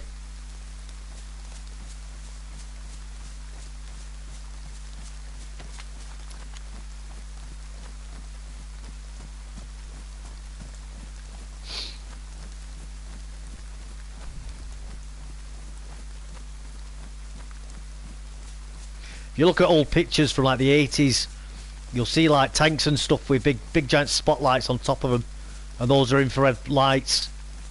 They were using them during the Cold War when infrared cameras first came out. But the trouble is though, is that although if somebody walking around can't see the infrared light, anybody with an infrared camera will see it from miles away.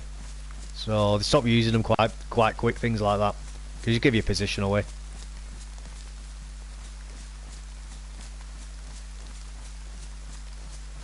I wish we could get the thermals for DayZ, that would be sick. Yeah man, you can get these sorts of thermals, you can.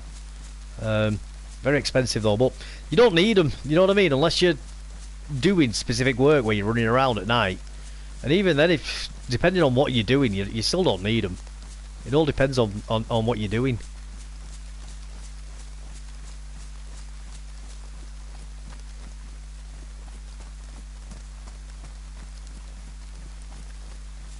And it's more weight to carry around as well.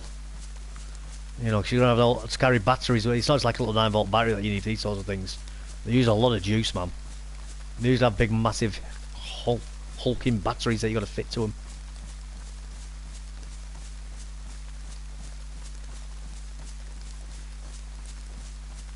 You know, it's on extra weight on your helmet. I know it doesn't sound like much, but the helmet on its own can weigh about 5 kilos. It's 2.2 pounds to a kilo. So what's that? About 10 pounds, something like that, I think.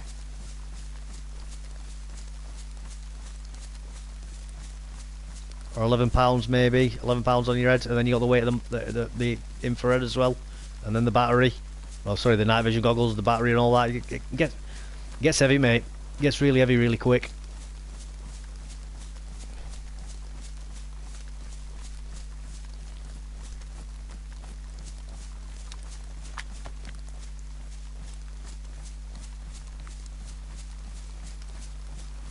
You know, it's same with like a rifle. I think the SA-80 weighs about 5 kilos as well. Which doesn't sound like much, but when you're holding it for hours on end, walking around with it, and then you're exhausted, man, it becomes like dead weight. You know. Body armour that we wore, I think it was 20 kilos. All these bits add up. All these bits of extra weight.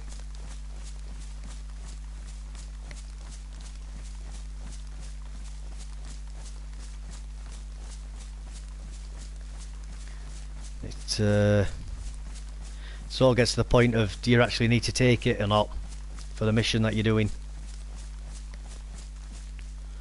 That army backpacking would suck. BP backpacks, well, they are, but you get used to them. You know what I mean?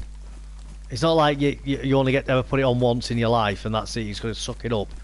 You know, you do it from basic training, learning to wear the packs on your back and carrying weight around. You're right, it does get uncomfortable, but same again. You know, you're not.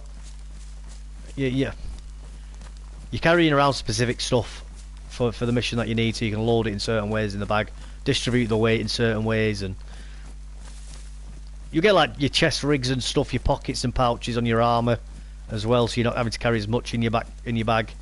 You know, you try to spread your weight out as much as you can around your whole body, make it a bit easier to carry.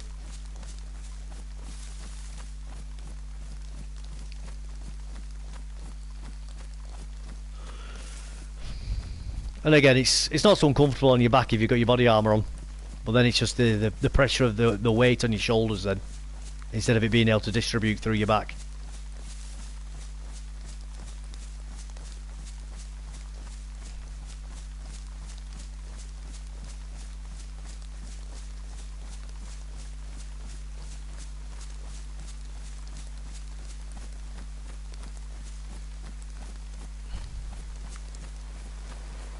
A car! Ho ho ho!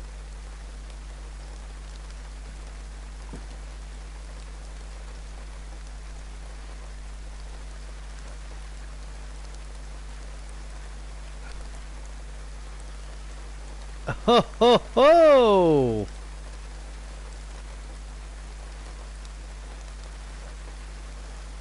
Where's my spark plug gone? Oh, I know where it is.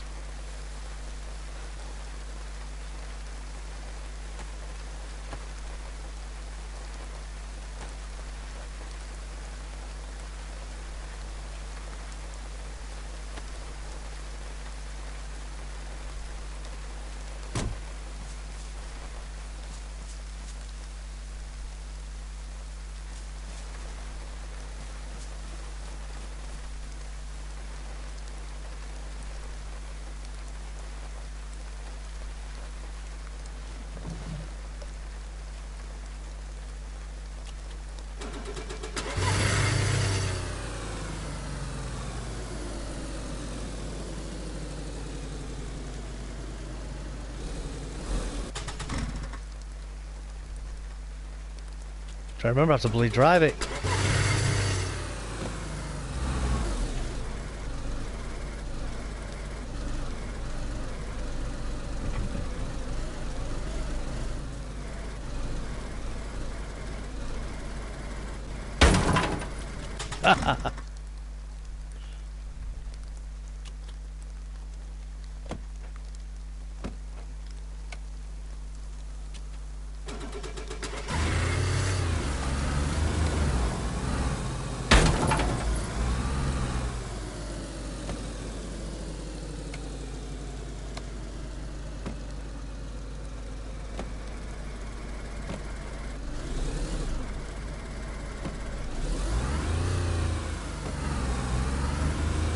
Can't see a thing, almost. Hell yeah! Oh yeah, it has everything, mate.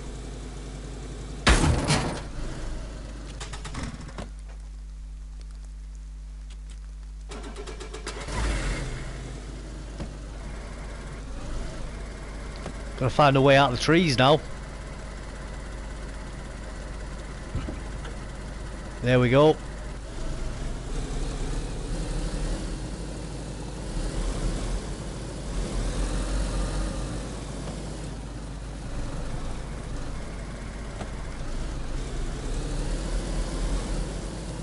Now we're travelling.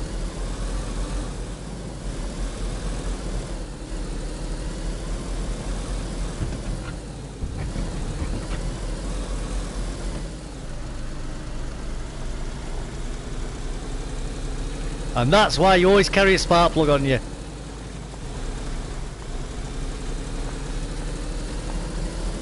Woohoo!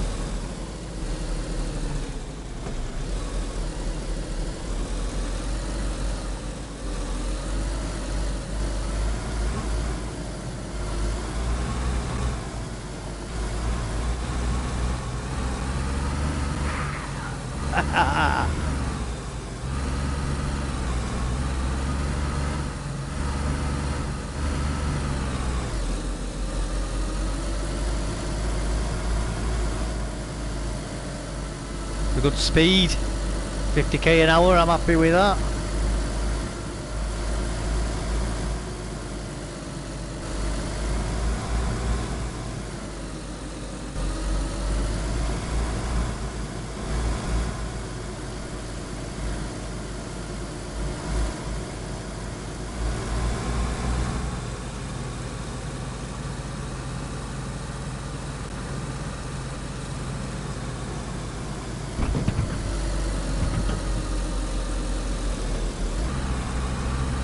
Woohoo!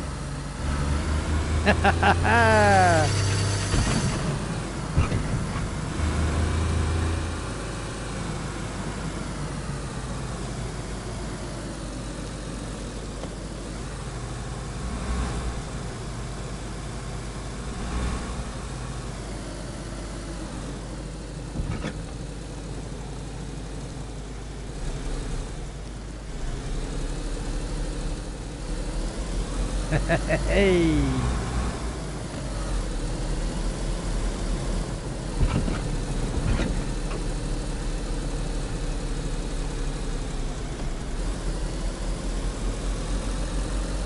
This is how you do it, guys. Got a car.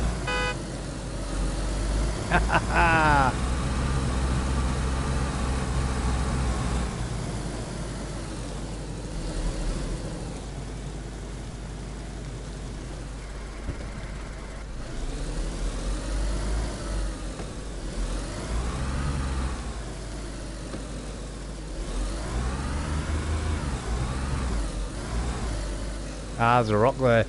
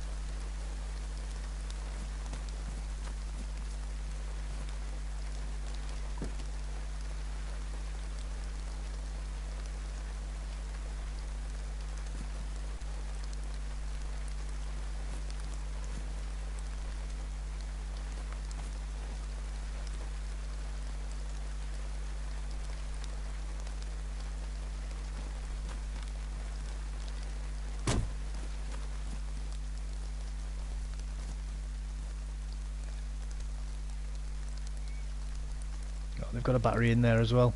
Don't matter. Well, that was quicker anyway.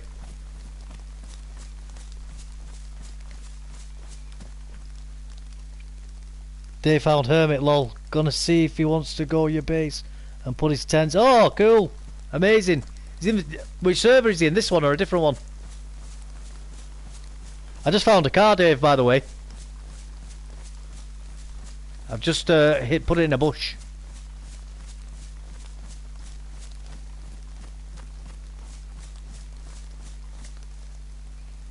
Kush. Oh, cool.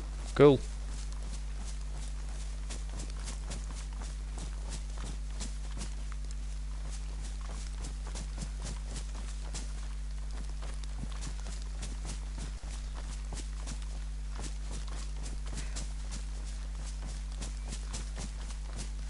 Just been watching you and playing at the same. Oh, cool, man. I've hidden it, obviously, quite near the stash point, but I've put it further into the trees, further up, away from it. So if anybody finds it, they won't find the stash point near it, that's all. So you've just got to keep walking up the hill. That's all.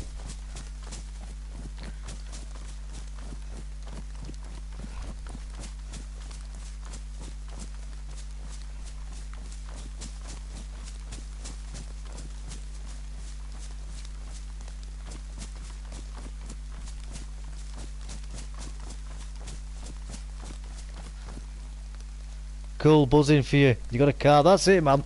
We'll have to go cruising in it.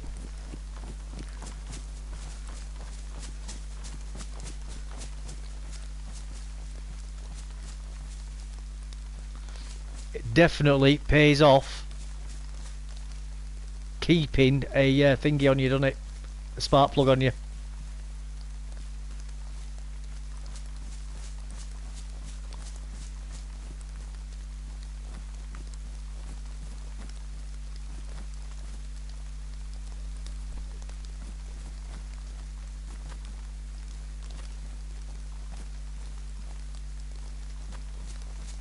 English, Hades, English. Oh, all the stuff's gone.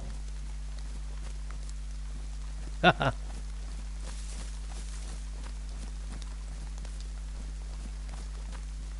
no, it's not. Oh no, it's not.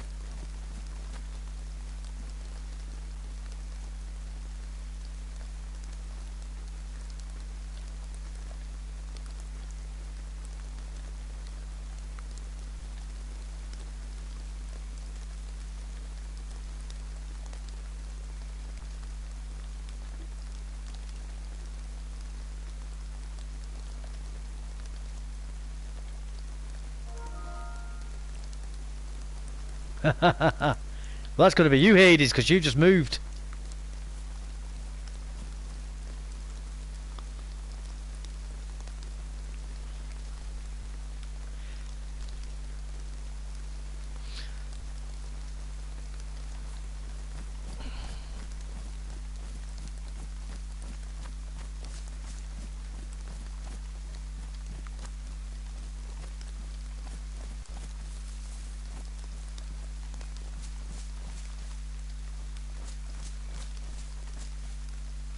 Right, so that's one crate. And I think there was another one over here somewhere. It was in these trees here, further up.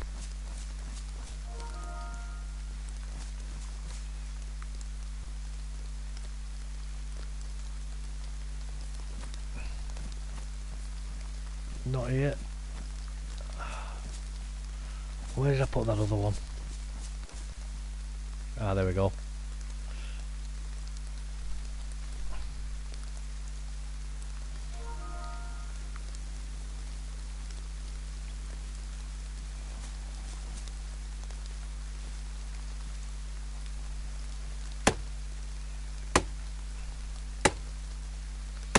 Make another crate and then I'm going to call it bedtime, I think.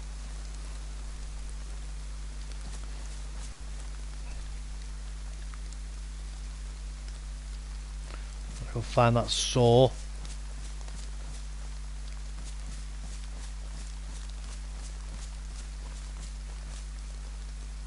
There.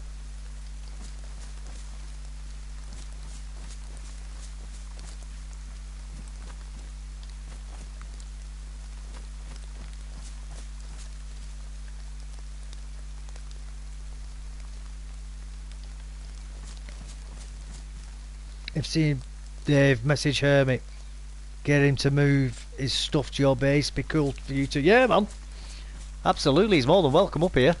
More than welcome.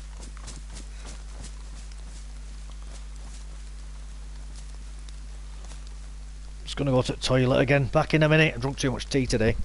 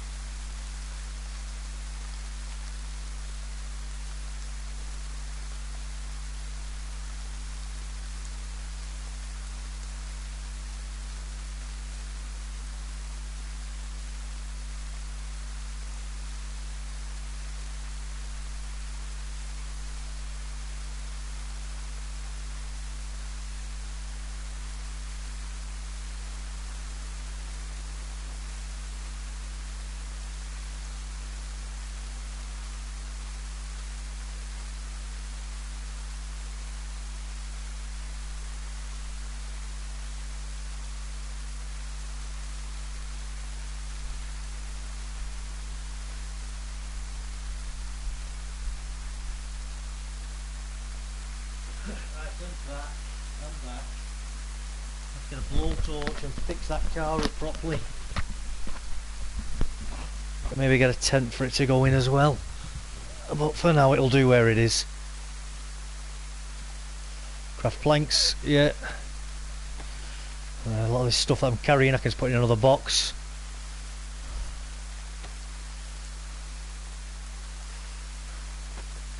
More planks. Lovely. Let's get that sharpened up. Or not, I thought you could sharpen the handsaw.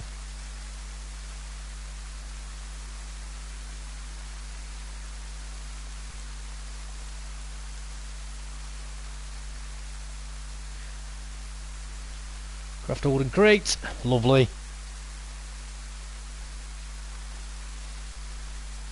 But yeah man, it would be very very cool that. It'd be very very cool. You're right Dave.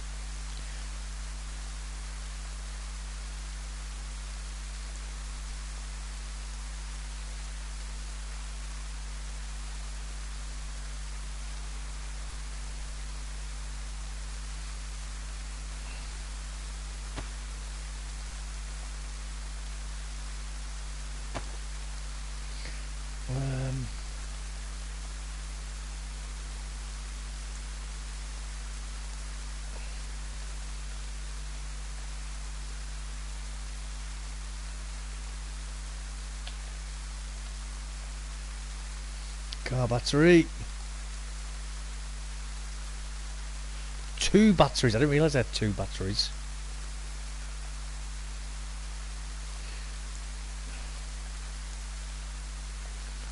$47,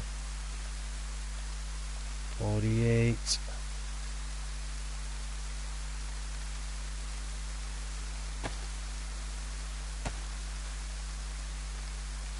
Two more. You know what, I can take them. Put that there.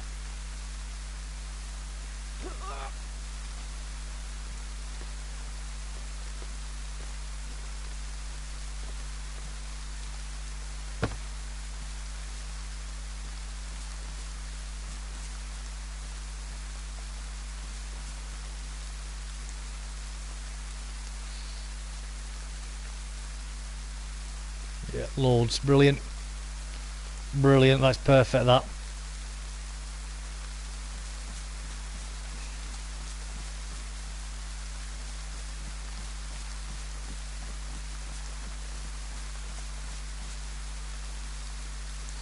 So that's got 50 in, that's full that one.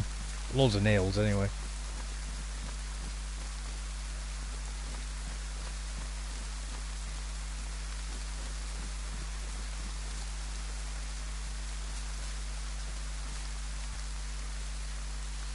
And then just a random one over here in the middle of the grass.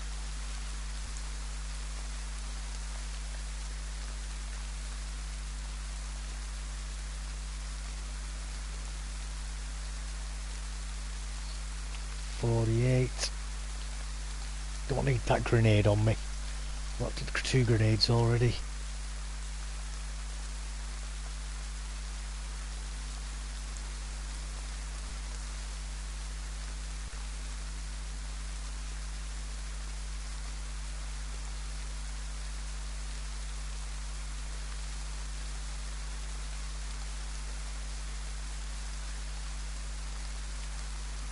Sharpened stone gone. Just had that. Oh, there it is. Just had that. There we go. Sharpen that up.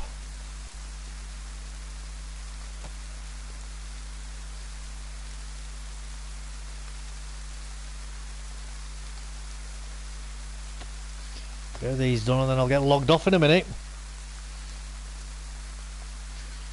Found a car though. That's good. That's good.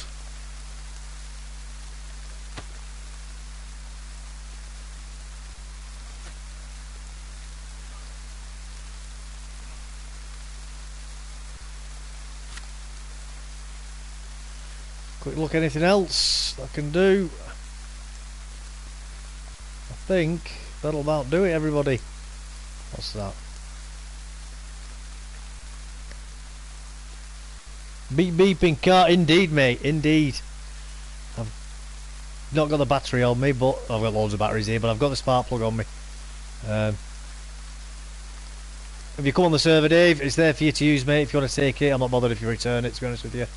It was just handy to find it for this.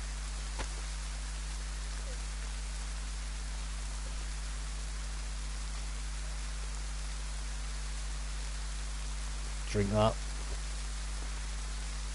I know I'm hungry, but might as well get full of water, Anna, before I log off.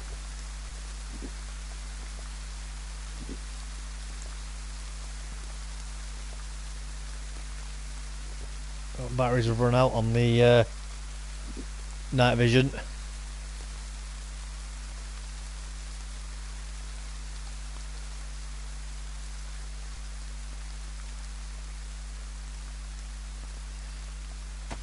Oh, I know what I can do actually before I log off.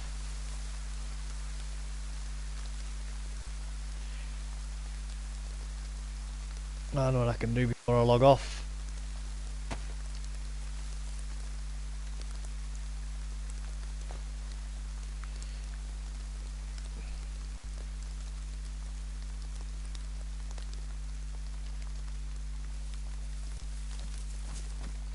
Come over here.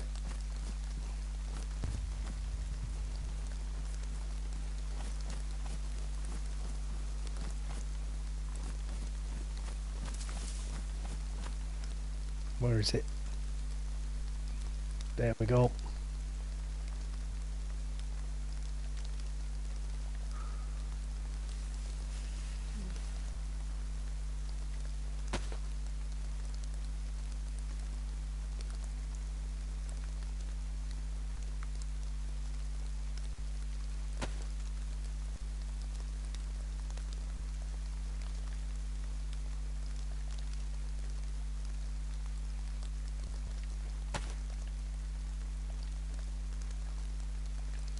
There we go. Right, got that back again. Happy days. Start cooking meat. Right guys, I'm just going to get away from my campsite a little bit. Just in case somebody's here when I spawn in tomorrow. Go over here. We'll go over here, we'll need to get some food tomorrow. Character's a little bit on the hungry side. But not the end of the world. Right. Get this switched off. Okay everybody, let's get logged out. And I'll see us all tomorrow. Let's wait till the character's actually logged out alright, and then we'll get crack-a-lacking off to bed. But I've had a good night tonight, it's been fun. Finally found me respirator, finally.